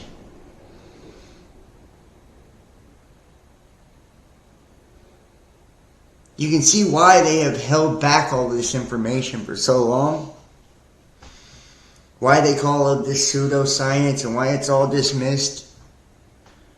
Because if you had the knowledge of this, you would be able, and the knowledge of, you know, these esoteric spiritual understandings, not only would you not, the only reason you would watch someone like myself or you, or listen to someone like you or me, is simply for confirmation of what you already know.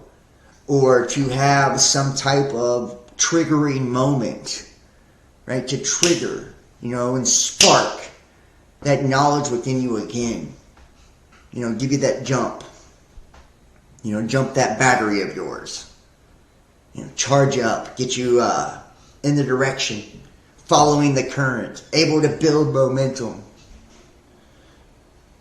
towards a particular knowledge or understanding that you seek and desire, and you were drawn to it because the law of attraction, right? We follow that good feeling and we're drawn towards the things that, you know, we truly desire. We repel from the things that we don't want, and then we look at things like the hidden hand or the Illuminati bringing evil and division and separation and war and disease and hunger and starvation and all of this onto the world. Why is that so? Because if it's pressed on you, if it's pushed on you, if it's forced down your mouth, if it's forced down your neck, if it's forced down your throat, you'll repel the other fucking way. You won't want it. You'll have the experience of hurt, of pain, of separateness, of hunger, of lust, of all of these terrible, negative, distorted frequencies and vibrations, and it won't feel good to you. It's out of balance. It's out of harmony with you. And you'll repel in the other direction, you know, and you'll attract towards things that are enlightening. You'll attract towards things that are empowering, that are beautiful, that are full of love. Or you should. Or you should.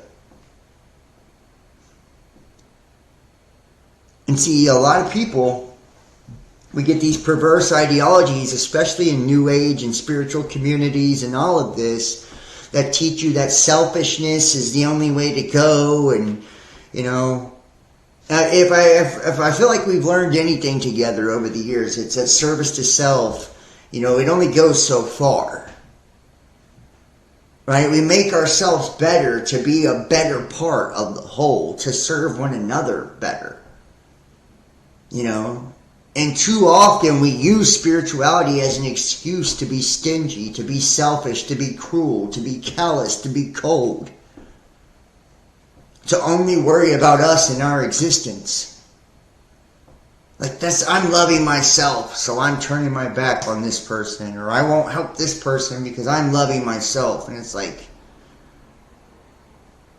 you know, when are we going to stop, you know, using spirituality to manipulate the world and do it, you know, natural way, and do it by lifting one another up, and do it by serving others? And that's why, you know, I feel like religion got as powerful as it did. Because at one point, I feel like religion was designed to do that. It was creating communities and fellowship, and, you know, and it had a good effect. Even if it was an exoteric, you know, way to control the masses. You know? You got to think about children. In an age of Horus, they're children. Spiritually. Children mentally. Children emotionally. We, humanity, children. And what happens when you take away all the structure? When the cat's away, the mice will play, right? So when we got freedom and liberty, what do? We fucking damn near destroy ourselves. We murder, we kill, we get on drugs, we prostitute, and all of this because we don't have the monarchical societies of old, where the monarch was divinely, his or her divine rulership came through God. They held the mysteries, the rules, and they created rules and laws, and they were enforced. Because children had to be babysat, they had to be watched, they had to be told how to live and operate and function within a society to understand the mechanisms and moving parts, that way it could function and coexist peacefully. Still, people did shit, but they knew if they did shit, they would suffer. And now, as people get more and more freedom, what's happening? You know, they become more and more base, more and more distorted, right? More and more tending towards self-destruction because they don't know what to do with it. If you gave a kid total freedom right now, what would they do? They'd probably get themselves hurt or killed, right? A child that isn't ready, that hasn't been prepared, that hasn't been groomed for it. You know? Same thing within a society and a collective standpoint. You know. They haven't been ingrained with the moral values. They haven't been ingrained with the spiritual ethics that it takes. You know, to learn self-mastery and how to rule over oneself and dominion and manifest in a beautiful way for themselves and others. Right now, if you gave all the mysteries to everybody in the world, what would they do? What would people do if they knew black magic everywhere? And had the ability to curse and hex and kill and all of that? It would be an ugly fucking place, would it not? How many people do you know are so emotionally and spiritually and mentally immature that just because you pissed them off, if they had the ability to, just to spite you, they would hex you and take your life away, or curse you and block your finances? Or people do it now because they don't like shit people say. You know, and these are people who have studied these things, and that's why we're never given anything before we're ready.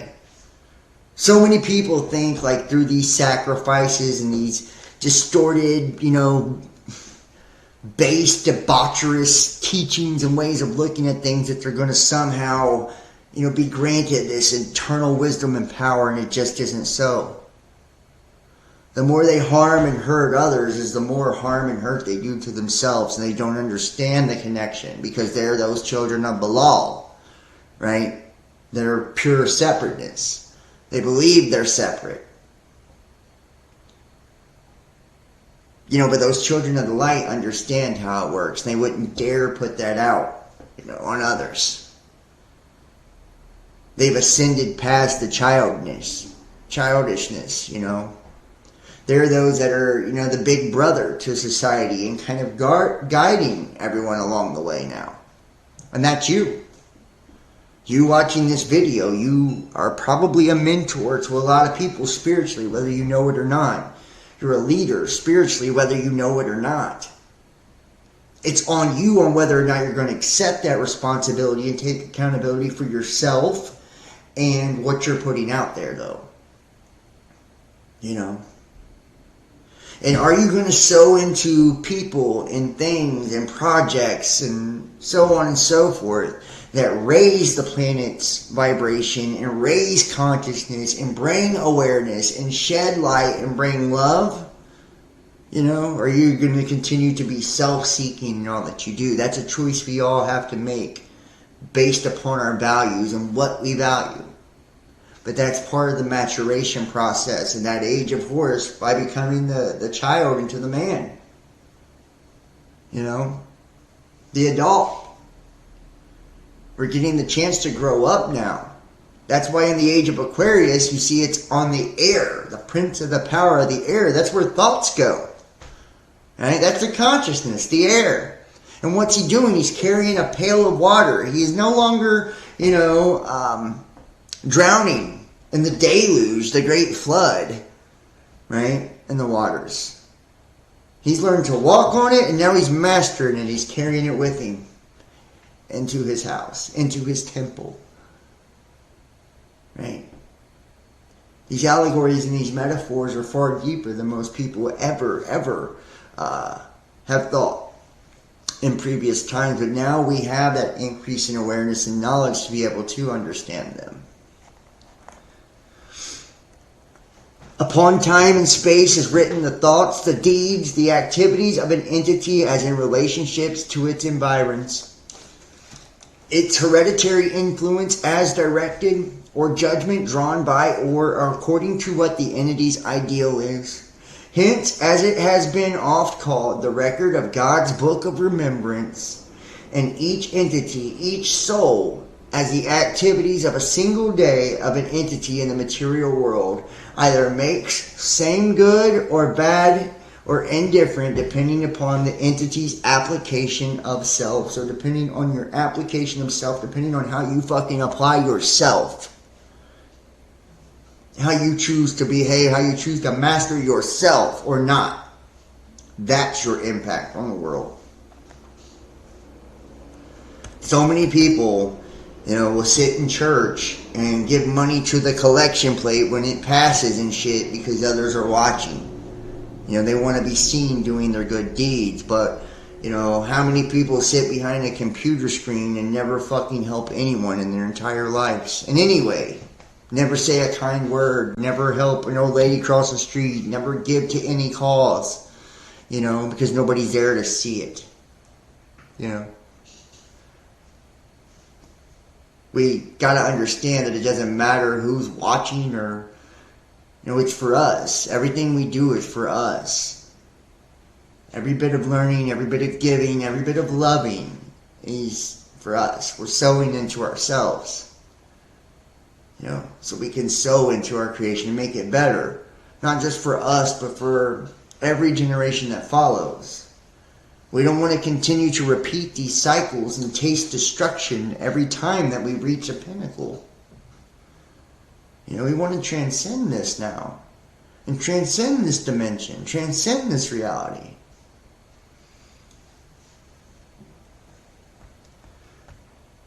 Now, we're going to go to the Spiritism here.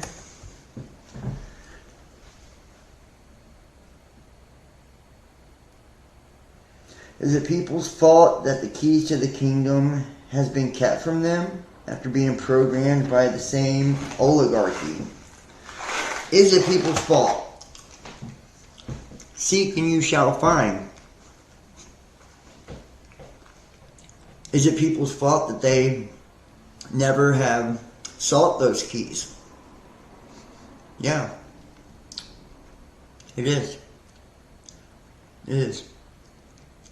If their heart desired it, it would manifest. Their lives would be guided towards it. you know. But because that's not of value to them, they lust of the flesh and of what they can do for themselves and all of that, you know, the accolades of this world. That's what their life is drawn to. That's the path that they go down. They choose that consciously by what's important to them, what feels good to them, what they chase after, you know. So no matter what the oligarchy is doing, it's neither here nor there. You know, you've resisted the influence of the oligarchy, have you not? You've resisted the influence of the machine, of Big Brother, because you chose to. You chose to pursue more enlightening endeavors, more spiritual matters. You chose to be, and I know you for a fact, James, who just, you know, put that question in there. I know you for a fact really do. You live this shit, you know, like you live it, you know, and that's why you receive it, you know, and you get it, and all that you do and say, and your interactions and your posts online. It's like, you know, you're breathing it, you're exuding it, and it's returning to you. It's in every fiber of your being, and it may have not always been that way, but there was always a desire for it, and you were always being guided or led down that path because you truly desired that. It was who you are, you know, what's inside, what's in your heart, what's in your soul that has led you down the path you're on, you know. And you'll continue to go on this path as long as you desire it, as long as you pursue it, and everybody has that opportunity to pursue it, no matter what they've been fed by the machine. You know, they're the ones who chose to ingest that bullshit. They're the ones who chose to place value on bullshit. You know? And that's why they're called profane. That's why they're called useless eaters. You know, and truth is, they're just very spiritually immature. You know? They're babies, spiritually. You know, they're not old souls like you. You know, so they just want what they want when they want it. They don't care how it affects others or how it affects the world or who they hurt or, you know, or giving back or none of that. You know, it's like, I see these people in the comment sections and shit on videos where it's like, you know, they don't understand the value of energetic exchange on any level, you know. Right now, we're having a fair energetic exchange. I'm putting a video together, creating something, putting my time, energy, effort into it. And as a result, you're giving me your attention and questions, and you'll like it and share it. Some of you will donate and stuff like that. It's an energetic exchange. These people feel entitled to others' energy. They feel entitled to everything. That is that separateness consciousness taking ownership of all.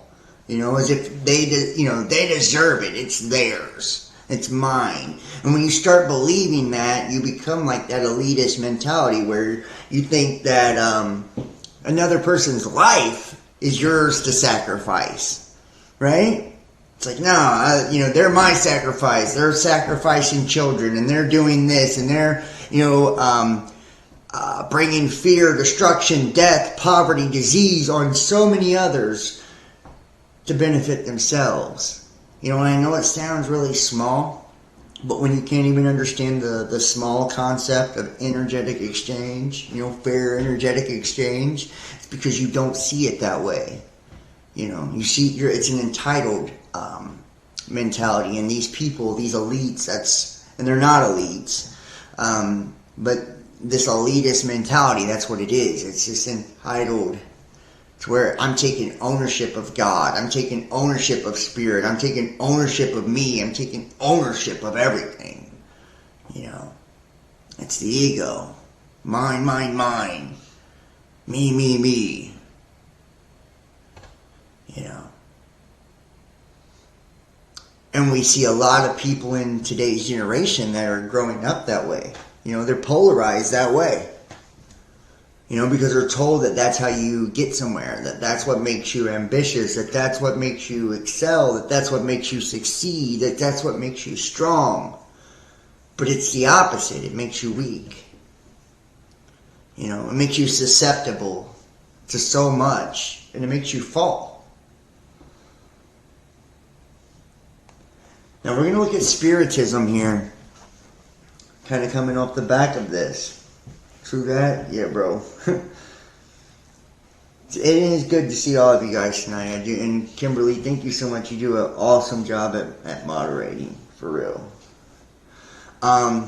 Spiritism, or Spiritist doctrine, or Cardicism, or Cardicist Spiritism, is a reincarnationist doctrine established in France in the mid-19th century by the author and educator Allan Kardec.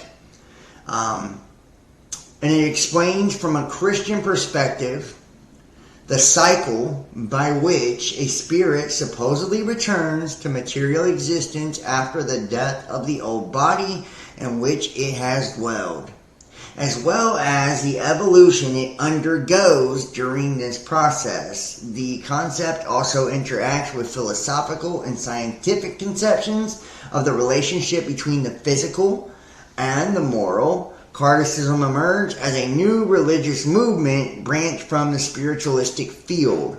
The notions and practices associated with spiritual communication disseminated throughout North America and Europe since the 1850s. Kardec coined the term Spiritism in 1857 and defined it as the doctrine founded on the existence, manifestations, and teachings of spirits. Although not recognized as a science, Kardec claimed that Spiritism combines scientific, philosophical, and religious aspects, seeking a better understanding not only of the tangible universe, but also of the universe beyond transcendence. After observing and analyzing the phenomena of table turning, Professor Rival was intrigued by the fact that the table could move despite lacking muscles or provides answers without having a brain. It was allegedly the very agent causing the phenomena who responded, "It is not the table that thinks, it is us, the souls of the men who have lived on earth." Rival then proceeded to study this and other phenomena such as incorporation and mediumship. The doctrine is based on 5 basic works known as the Spiritual Codification, which I have, published by Kardec between 1857 and 1868. The codification consists of the Spirit's Book, the Medium's Book, the Gospel according to Spiritism, Heaven and Hell, and the Genesis.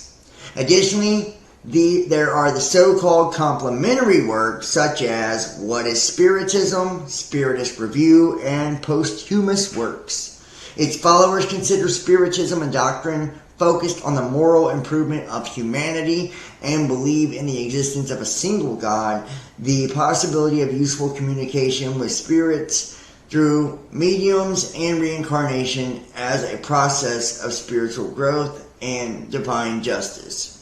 According to the International Spiritist Council, Spiritism is present in 36 countries with over 13 million followers, being most widespread in Brazil, which has approximately 3.8 million followers according to the data from the Brazilian Institute. Okay, so, interesting, right? Interesting. When we look at this Spiritist movement, right, and this codification that's published by Kardec, we are essentially talking about something very similar, to what Cayce believed. How the soul, in essence, death isn't the end. It's returning for multiple cycles. And we have the ability to tap into alternate parts of the ether or reality and communicate with these fragments of ourselves or essence, spiritual essence of ourselves that previously inhabited a form and will inhabit a form again. So let's jump here. We're going to look at some of these different books. I've got some chapters from each of these Spiritist books pulled up in the codification. And we're going to look at some of these. This comes out of Heaven and Hell. Right, the Spiritist Book of Heaven and Hell. And this is chapter 5, and it's on purgatory. And I feel like these are just some of the more interesting things that I found, when it comes to this. So, You can believe what you want. I'm not here to convince you one way, shape, form, facet of any school of thought or belief system. Matter of fact, I don't believe in organized religion or politics or any of that, I believe the Spirit, God, all of that comes from within. We're all connected to it, and that all religions and all of everything is a piece of that, and expressing that and explaining that. Right? So, purgatory. The Gospels make no mention of purgatory, a doctrine that was only accepted by the Church in 593. It is incontestably a more rational dogma and more in accord with the justice of God than is hell, for it establishes less harsh penalties and allows for the redemption of less serious wrongs. The principle of purgatory is thus founded on equity, because if compared to human justice, it resembles temporary detention rather than a life sentence. After all, what would we think of a country that imposed a death penalty for all crimes, even simple misdemeanors? Without purgatory, there are only two extremes for souls: supreme bliss or eternal torture. According to such a theory, however, what happens to souls who are guilty only of petty wrongs? Either they must share in the bliss of the elect without having been perfected, or suffer the punishment of the worst criminals without having committed such evil. That would be neither just nor reasonable. And think about this. God casting his net or his magnetic field, gathering us together, because we are magnetic in essence, our energy, pulling our energy together and purifying us, or refining us by the fires of affliction, allowing us to become afflicted through our karmic debts, right? The things that we have created in the world, returning to us, reaping what we have sown, right? Getting our just fruits, our just desserts, which then purify us, refining us by the fires of affliction, making us pure like gold, right? Gold being spirit or the heavens, right? And we see in Rosicrucianism, Hermeticism, the Golden Dawn, lots of different schools of thought talk about this spiritual alchemy, converting the iron into gold.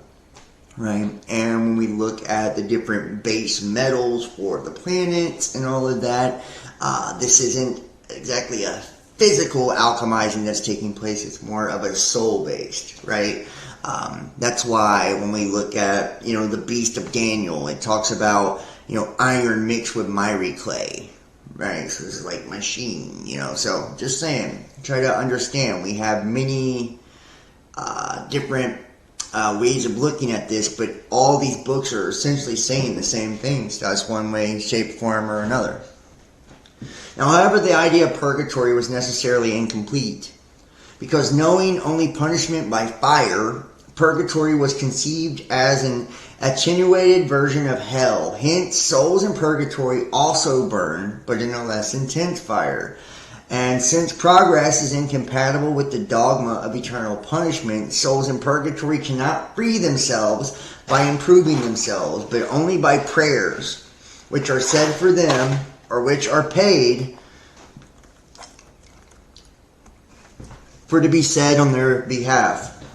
And if the idea was good at first, the same does not apply to its consequences, i.e., the abuses it caused. The paying for prayers transformed purgatory into a more profitable gold mine than hell. How about that? And this is where the whole intercession thing comes in as well. The location of purgatory, the nature of the penalties endured there were never determined. It was reserved for the new revelation to fill in this gap by explaining the causes of the earthly miseries of life, for which only the plurality of existences could possibly show us justice. Such miseries necessarily result from the imperfections of the soul, since if it were already perfect, it would neither commit any wrongs nor have to suffer their consequences. And, we're told that we're made, perfect in the image and all this. And it's like, well, if that was true, then we'd never come here and do any stupid shit. Those who on earth are completely sober and moderate, for example, will not suffer infirmities arising from excess. Most of the time, people are misfortunate because of their own fault. However, if they are imperfect, it must be because they were that way before coming to earth. And if that's true, if you're perfect before coming to earth, then one could surmise that God made you that way. And that everything you do, God's okay with. Right? Or, it is a constant process or continuation. Right? So, wherever you finished in the last life, you come in like that. And strive towards, attaining perfection. However you want to look at it. But it'd be unjust for God to punish you if He made you fucked up. It don't even make no sense. So, just saying, these are things to think about, when you're talking to people, especially about doctrines, dogmas, and religions. Now, the vicissitudes they experience are temporary correction and a warning as to the imperfections they must yet eliminate in order to avoid evil and progress toward the good. They are the lessons of the experience for the soul. They seem cruel at times, but the deeper the impression they leave, the more profitable they are for the future. These vicissitudes give incessant rise to the struggles that develop intellectual and mental powers and faculties. Through these struggles, the soul reinvigorates itself morally and always triumphs after having courageously borne them until the end. The prize for victory is to be found in the spirit of life, to which the soul radiantly and triumphantly enters like a soldier who has stood out in battle and now receives a garland. So it's like, and some people believe, and I believe we talked about this in one of the videos, how, to receive your light body, your primordial self, your higher self, it's essentially like a gradual attainment, an improvement upon each life, each orbit, each cycle, until you've reached a certain point, and then, you've hit that perfection, and you stay in perfection. And that's where we get, Maitreya's and all of this from, and Buddhas and shit that are, in essence, not even supposed to be real souls. They're people that have perfected themselves and are sending a copy of themselves back to teach the others on how to do the same thing. So, each lifetime, an opportunity is presented to the soul to enable it to take a step forward. And in astrology, your south node and your north node, right? We know that these are like, the soul wounds you overcome and what you're moving towards and all of this. So astrology can help you discover what your purposes are. Now, and if you'd like to book an astrology reading, text or email. The length of the step forward depends on its will, which enables it to rise several degrees or to remain in the same place. In the latter case, it will have wasted the opportunity, and since it will have to pay its debts sooner or later, it will have to restart a new existence under even more dolorous conditions, because to any blemish it has not eradicated, it adds another. Now think about that. If you can be tricked in your life to forego your opportunities to grow and get better, then it compounds on you. And this is what we would call familiar curses and shit. Where it's like, you weren't able to overcome your soul lesson, so it compounded, and now you have more lessons to learn in the next life, and before you know it, you're impoverished and cursed all the way through, and so is your seed, because they're all part of the same soul, and none of y'all have worked towards, righting the wrongs or balancing out your energies or self-mastery, according to this. Now, therefore, it is through successive incarnations, that the soul rids itself of all of its imperfections. It purges them. in a word, until it is sufficiently pure to merit being set free from the worlds of expiation to go to happier ones, leaving behind these still further on to partake of supreme bliss. And, that would mean that at a certain point, you don't even return back here. You go to a new dimension, a new world altogether, and experience heaven, eternal life. Is this what we're being prepared for, And when it talks about us leaving the third to the fourth dimension by working our intellect and our thoughts, is that why? So we can go to a dimension that's created strictly through thought and experience in that way, where we create the dream entirely. And in order to create a perfected dream like that, to kind of reside in, eternally or for a very long period of time, we have to work out all the kinks and all the darkness so we don't trap ourselves in a sort of hell, into misery. So consequently, purgatory is not some vague and uncertain notion. It is a physical reality that we can see, touch, and endure. It is found on worlds of expiation, and earth is one of them. On earth, people expiate their past and present for the good of their future. However, contrary to the normal idea on the matter, it depends on each man or woman to shorten or prolong his or her stay in this world, according to the degree of evolution and purity attained through self-effort. We do not leave it behind by having completed a certain amount of time or because of the merits of other people, but by our own merit, according to the words of Christ, to each according to his deeds, words that wholly sum up the justice of God. Therefore, you reap what you sow, right? Therefore, those who suffer, and and people get butthurt as fuck when you tell them to sow good seeds. They get defensive. They're like, I am sowing good seeds. It's like, are you sowing good seeds with others? Because when you do for others and do unto others, it's actually doing unto yourself. If we went around blessing, giving, loving, helping others all the time, our life would be fucking amazing. When we share wisdom onto others, we're multiplying the wisdom that we receive back. When we give gifts and help to others, we're multiplying the gifts and things we receive back. Right? We're doubling it up. Same thing when we give and do bad shit to people. You're not just doing it to that person, you're doing it to yourself as well. It's going to return to you the same way that you put it out. Now,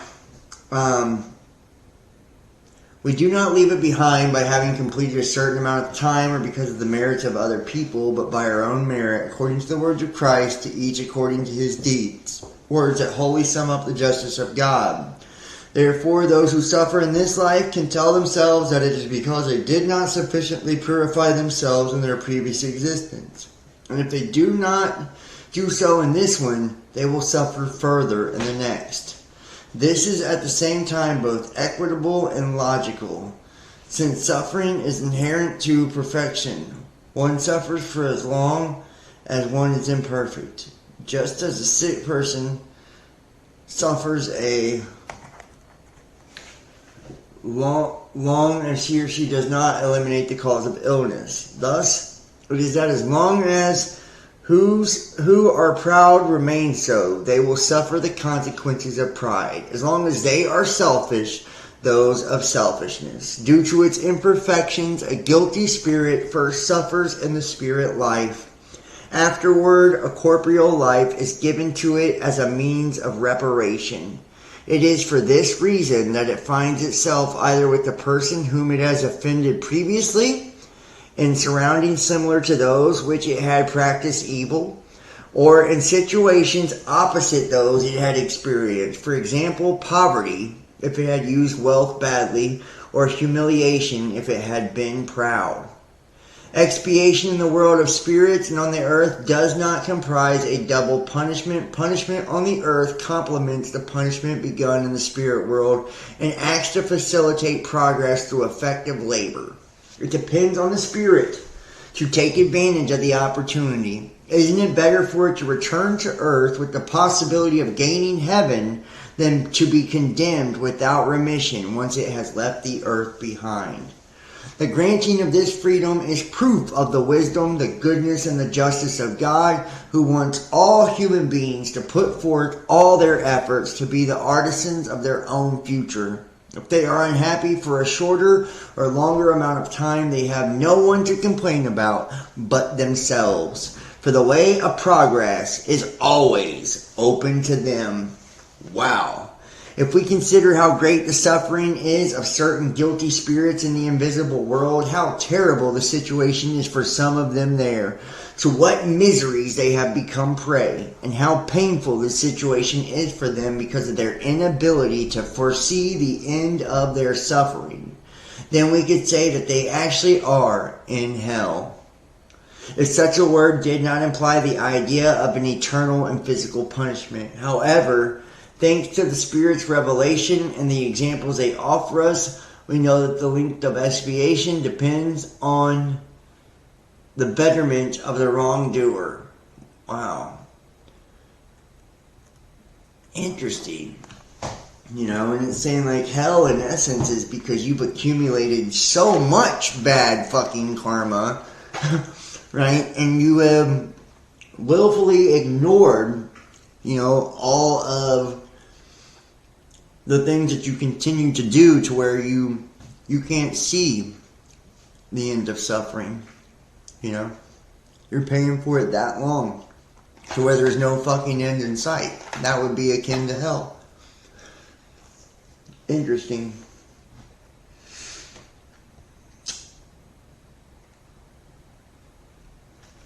Yeah, well, they say money is the root of all evil. James, I see your comment here. So I used to make good money, but it didn't do me any good because I didn't know myself then while in survival mode. And yeah, me as well. But I feel like, money isn't the root of all evil, but money does amplify, things about us. So it's like, if you have issues and shit, with money puts your problems under a microscope. If you're a drug addict, for instance, you have all kinds of money, your problems get worse. You do more drugs. If you have a problem, being promiscuous, and money gives you access to more people, to do more things, to meet more, it's just going to amplify, what already exists and bring attention and put under the microscope what's already going on, So, people can do beautiful things with money too. And so many people, they look at it as evil, but it's energy, it's currency, it's a current, That energetic exchange I was talking about. So it's like when we do good things, we're using it for good energy, with it. And when we're in a good state, having money won't turn you evil. It's going to amplify or put under the microscope your good work because you're going to use it for good. You're going to use it to help. You're going to use it to give. You're going to use it, for things that add to the world, not take away. Now, moving forward, right now, and I do believe that, wholeheartedly, just because I went through ups and downs, financially, I really have, and years ago I made, a lot of money, and that's what it did, was it like, I felt like it really brought attention to my flaws and my defects, and those parts of myself, damn near got out of control, because they got so big. Because they were being amplified by that energy. So. Now, moving forward.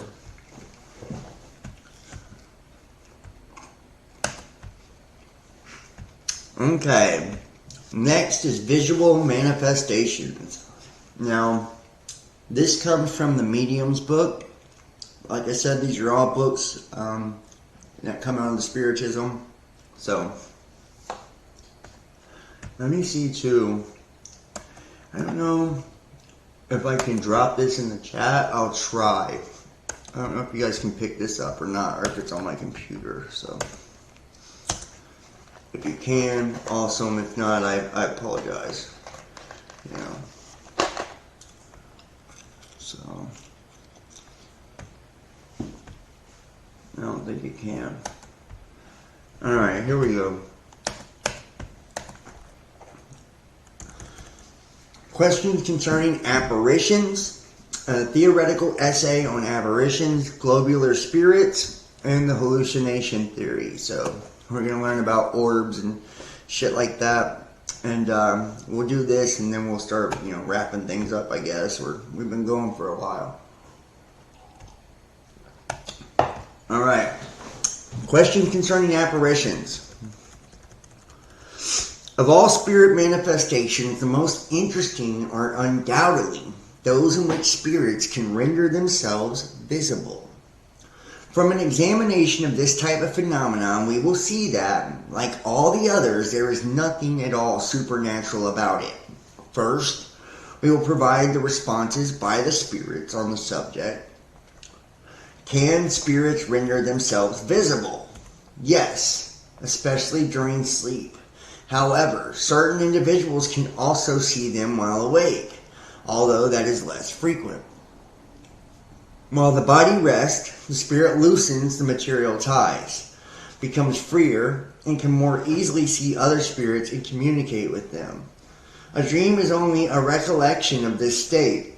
When we remember nothing, we say that we have not dreamed at all, but the soul has, nevertheless, seen and enjoyed its liberty. Here we are dealing more particularly with apparitions that occur during the waking state. Now think about that. That does make some sense now.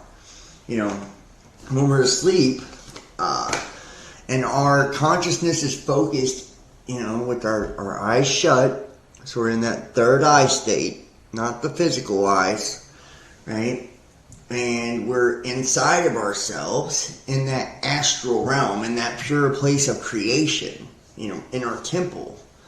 The soul or the spirit loosens, right? It's not attached to the physical body so much. It's in that ethereal state. So it has the ability to see other spirits easier. And a lot of people, when they experience demonic attachments or speak to dead family members and all those kind of things, it happens to them while they're asleep. So we know that does make a lot of sense. And some people can see it while they're still awake as well. Do spirits who visibly manifest themselves belong more to one specific category than to another? No. They can belong to all the categories, the highest down to the lowest.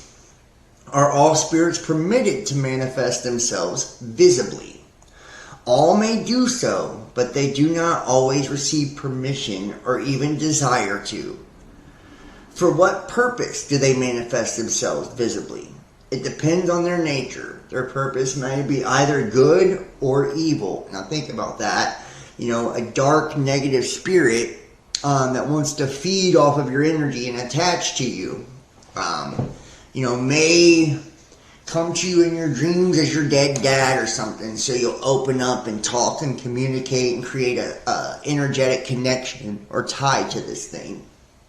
And then after the connection is made and it's latched onto your energy, it being a negative entity needing, fear and things like that to run, then will start manifesting itself in ways that scare you, right? Because now it's connected, now it's attached, it needs to feed, Right? So it'll start manifesting itself in ways that are going to bring, fear, that are going to make you jump and get scared and, doubt and depressed and all of that, depending on what type of entity it is and what it correlates to. It would be allowed to test those to whom they appear. Thus, the spirit's intention may be evil, but the result may be good. What is the purpose of spirits who render themselves visible with evil intentions? They appear out of a desire to frighten, and often out of revenge. How about that? I just said that, Usually when they're doing that, trying to scare you, it's because they want the fear. They want to frighten you. They want to connect to you. They want to feed off of you. And, the revenge thing, it's, it could also be when they appear out of a desire to frighten, often out of revenge. Right? Like, is this something that, they feel disrespected by the way that you have engaged with them or spoken to them or addressed them or, interesting. What is the purpose of spirits who appear with good intentions? It is to console those who are mourning their departure in order to prove to them that they continue to exist and are close by. They might also appear to give advice and sometimes to ask for assistance for themselves. Next one. What harm would there be if the possibility of seeing spirits were permanent and widespread among human beings?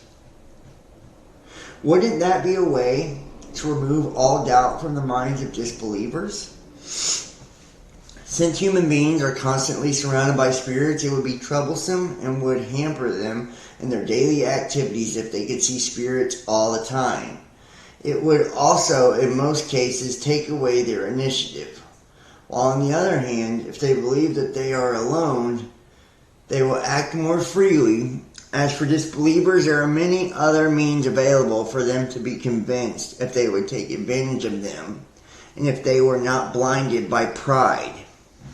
You are well aware that there are people who have seen but do not believe, nonetheless, because they say that they have experienced an illusion.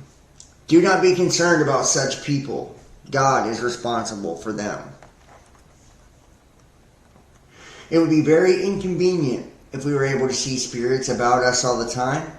It would be like seeing the air that surrounds us, or the myriad of microscopic animals that swarm around us. From this, we must conclude that what God has done is well done, and that God knows better than we do what is best for us. If being able to see spirits might be inconvenient, why is it permitted in certain cases? To provide proof that everything does not end with the death of the body, and that the soul retains its individuality after death. This temporary glimpse is enough to provide such proof and to attest the presence of your friends at your side, but it is not as inconvenient as being able to see them all the time would be. And I don't know if that technically provides proof of individuality, because, if we're part of an infinite or a oneness, that oneness, in essence, has plugged into every individual mask that we call a persona, or a person, an ego. Right? So it would be able to mimic or put on any one of those masks and pretend to be an individual, right? And that's what demons do a lot of time, is they pretend to be people they're not by mimicking, And if it's a spirit not attached to the physical, then anything that was, in essence, aligned with its vibration or its frequency, it would be able to, tap into and display to you as if it was that, Just my opinion. Excuse me. On more highly evolved worlds in our own, are spirits seen more frequently. It says the more humans approach their spirit nature, the easier it becomes for them to communicate with spirits. It's because your bodies are so dense that it is rarer and more difficult to perceive ethereal beings. And 10. Is it reasonable to be frightened at the apparition of a spirit? It says, anyone who reflects on the matter will understand that a spirit, whatever it may appear as, is less dangerous than a living person. Moreover, spirits go everywhere, and you do not have to see them in order to know that they are at your side. A spirit who desires to harm someone can do so more surely without being seen. A spirit is not dangerous because it's a spirit, but because of the influence it can exert upon a person's thoughts, drawing him or her away from the good and pushing him or her toward evil. People who are afraid of the dark and of being alone rarely comprehend the cause of their fear. They would not know what to say if asked what they are afraid of, but they should certainly be more afraid of meeting other human beings and spirits, because an evildoer is more dangerous while alive than after death. A lady whom we know saw an apparition one night in her room. It was so well defined that she believed that there was actually someone present. Her first sensation was terror. However, upon assuring herself that there was no one else, she said to herself, "It looks like it was only a spirit, so I can sleep in peace." Can anyone who sees a spirit talk to it? Certainly. And that is exactly what should be done in such a case. Ask the spirit who it is, what it wants, and what can be done for it. If it is unhappy and suffering, show sympathy will bring it relief. If it is a benevolent spirit, it may intend to offer good advice. In such cases, how will the spirit respond? Sometimes by articulating sounds as a living person would, but usually by transmitting its thoughts. Do spirits who appear to have wings really have them, or are they only a symbolic appearance? Spirits do not have wings, they do not need them, since as spirits they can go anywhere. But they appear in this form in order to impress the person to whom they show themselves. Some appear wearing their normal clothing, others in drapery, and some with wings as a characterization of the spiritual category they are representing.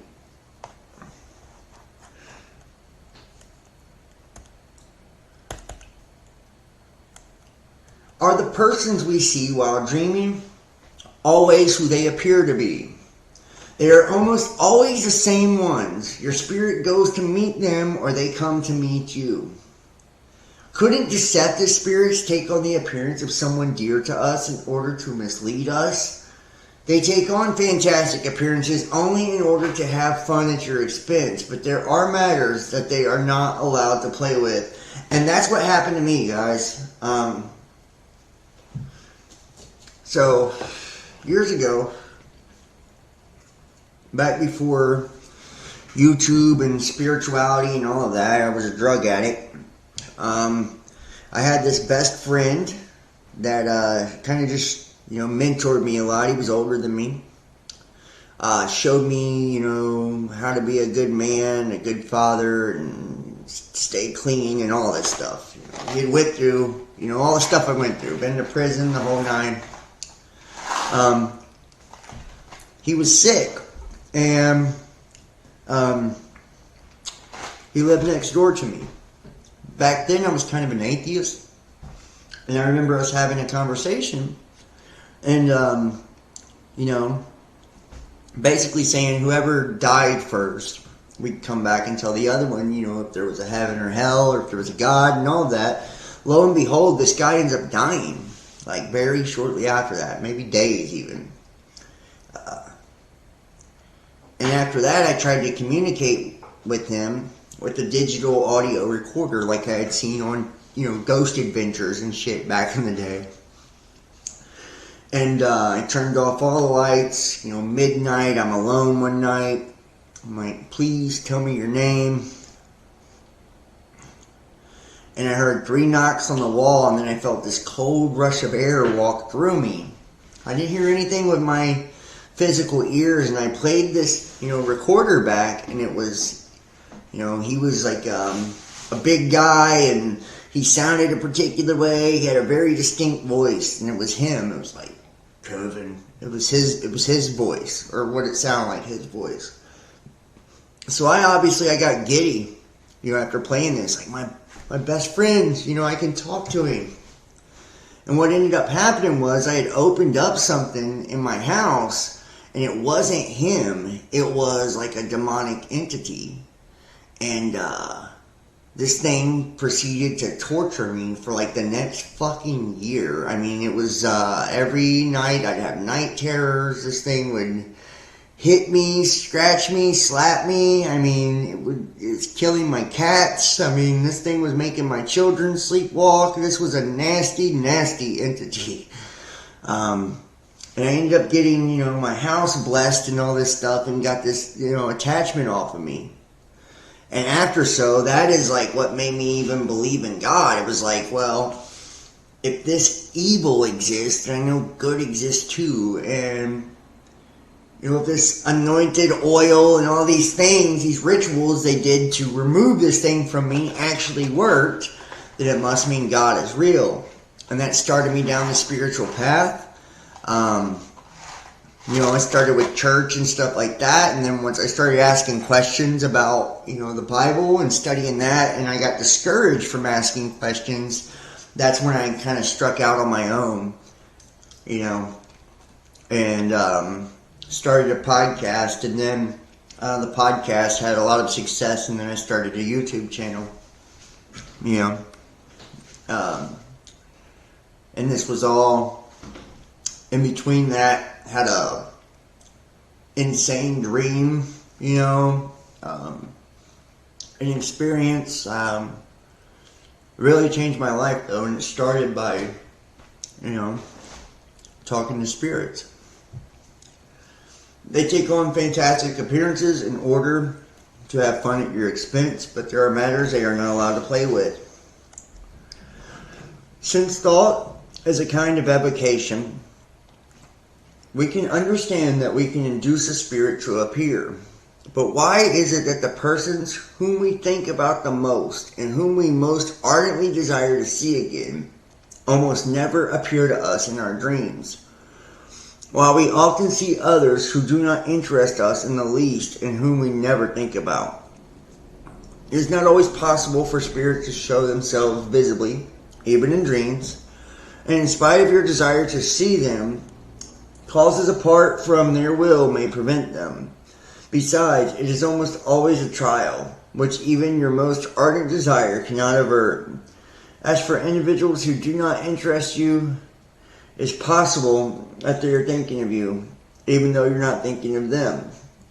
Moreover, you have no idea about relationships in the spirit world, where you might meet up with a multitude of close, old, and new acquaintances whom you have no memory of at all, and while awake. And finally it says, when there is no means of verifying visions or apparitions, we can almost certainly treat them as being only hallucinations. However, when they are confirmed by the circumstances, we cannot attribute them to our imagination.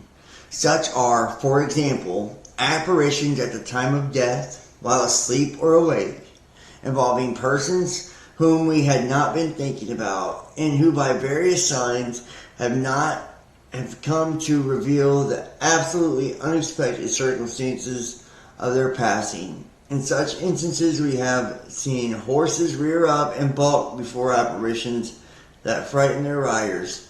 Imagination may be something that humans are endowed with, but the same cannot be said for animals.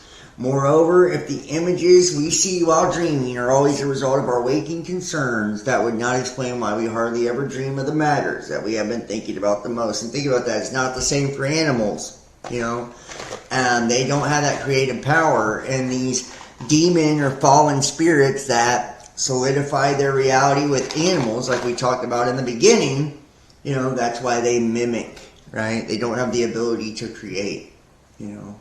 They just have the ability to copy. So I find that incredibly interesting.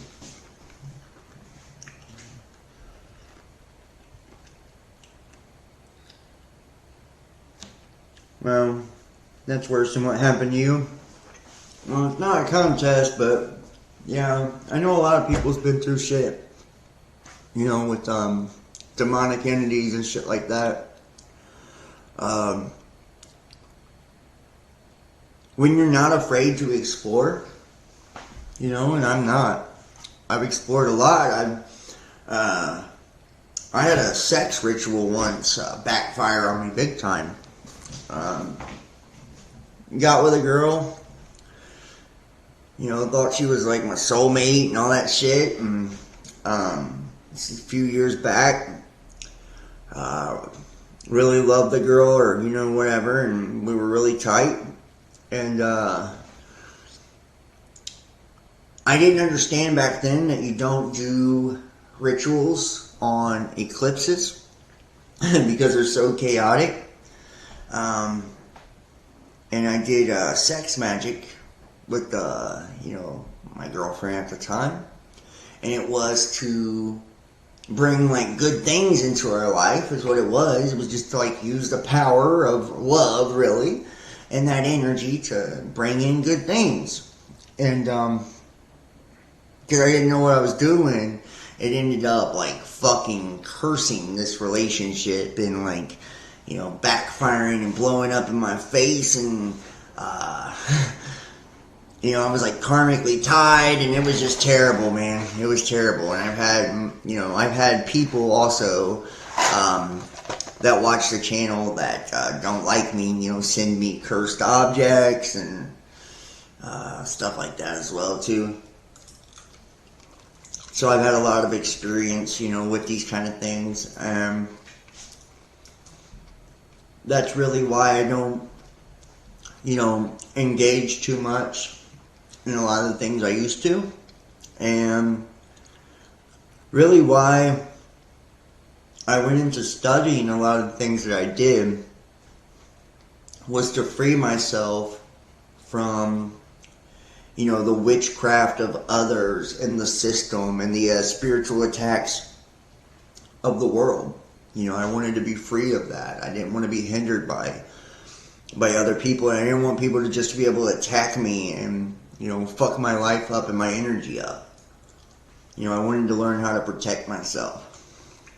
And I wanted to understand how it worked. That way I wasn't making things worse. And along the way, you know, curiosity killed the cat, you know, so my curiosity got the best of me a few times, and when it did, you know, I learned some really, really valuable lessons that just changed me, you know, as a person, you know, and like who I am, just changed me. You know, made me wiser every time. And I guess stronger and better for it in some ways too. But you also lose innocence. You know, you lose that innocence when you're oblivious to a lot of these things. You know, you live in a different world and a different reality. You know, and the rules don't seem like they apply to you as much. You know, but you can't unknow. Like so many people, they watch my videos and videos like this, and then they turn this video off and they act like nothing of what they've just seen still applies once the video ends. And it's like, for lack of knowledge, surely my people will perish, meaning like, you know, this knowledge could save your life. You know, like understanding how things work and like what you're actually doing to yourself by behaving and making the choices you make, like, and choosing to ignore your flaws and your darkness. And it's like, and a lot of people, you know, if I point out something and they feel offended by it, because they themselves embody that particular characteristic or trait. They lash out at me, but it's like, there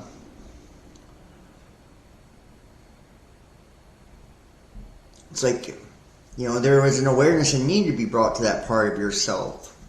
That way you can improve it and see it and understand it.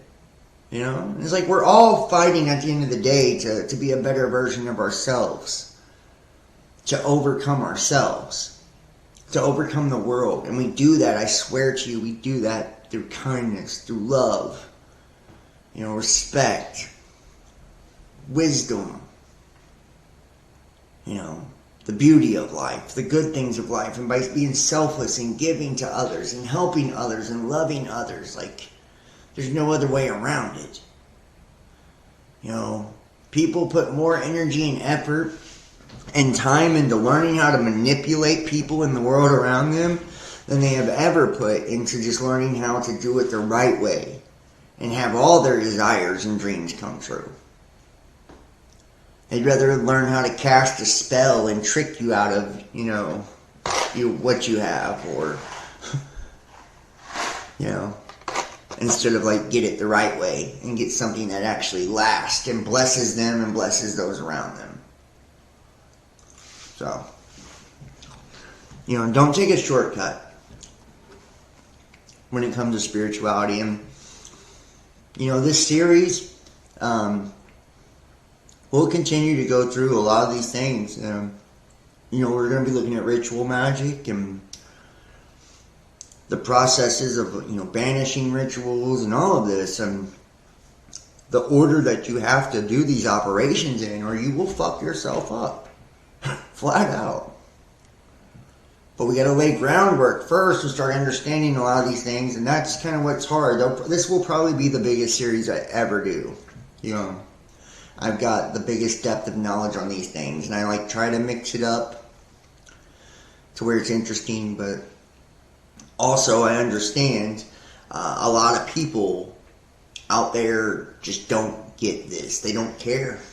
They're more worried about everything else, not their soul, not their spirit, not being a better person, not fanning the flame, within them. And the first video I did in this series did get over 150,000 views on Facebook, though. So I was very happy with that. I really was. It was nice to see that many people respond to something, it's an occult video. It's hard to get people to even watch this shit. They took it down on YouTube, too. I did win my appeals, but they still took my content down, those videos. But I won them. So I got my strikes taken away. And that's how they silence people like me. They pinch me financially to where I can't afford to do this kind of content anymore, and, all of that. Or they censor me and silence me to where nobody sees me or hears me. And, and then you've got so many fucking disinfo agents out there that tell you, oh, well, if you're spiritual, you shouldn't, you shouldn't ask for money or donate to a spiritual person, or they shouldn't do tarot or whatever. It's everything to discredit people, from what's really true. Nobody owns me. Nobody owns me. I'm not under anyone's thumb. I'm under my own. And I operate God, Christ, that's, in the light and in truth and sincerity. And it's because I truly care about, people, and I want to do something to contribute to the greater good and to push us in the direction I feel like we've always belonged in the way that we always should have been heading. But I feel like now we are. We're awakening, we're becoming aware, and this is the time as we move into this new age to just be more bold and more beautiful and more awesome and enlightened than we ever have been in the history of humanity. And it's an exciting, exciting time to be alive. So I want to thank all of you guys so much for watching tonight. I know it's late. Please like, share, comment, subscribe, follow. Let me know what you think. Please comment under the videos, Facebook, YouTube. I will do the replay tomorrow on all the other platforms. Check us out, BitChute, Rumble, for our videos that are deleted. If you want access to our uncensored and exclusive content, join us over on Patreon. Please donate support to the channel. That helps me so much. And everybody who does donate support, thank you. Give to give, PayPal, Venmo, Cash App, Facebook Messenger Pay. Or you can do it for tarot raffle. $3 for entries for a free mini read, $5 for entries for a free personal read, and you can do as many entries as you want. So $20 is 4 entries for the $5, or whatever. New winners announced every Friday. Tyler Cruz was our last winner. Lauren Staggs before that. Brittany C before that. So every winner we give out every week you'd have a new winner. For those who donate and stuff, it's really cool. What else? I am reapplying for monetization, all that. They demonetized us, so I'm trying to bring back subscriptions and everything. Just, please make sure to help me by sharing this to your groups and liking it and sharing and subscribing and following. And like I said, if you can, support the channel. If you want to book a personal tarot reading, text 513-393-2396 or any other business inquiries. And text tarot or email me therealbestdampodcast@gmail.com. Make sure to check all the links in the description box down below and the ones pinned at the top of the comment section. Thank you so much for watching, guys. I hope you enjoyed this. If you didn't catch the beginning, go back and check it. This one should be a good one. Hopefully it goes down in the books as one of the better ones. Alright guys, I love you so much, and I will see you next time. Y'all have a wonderful, wonderful night. Peace.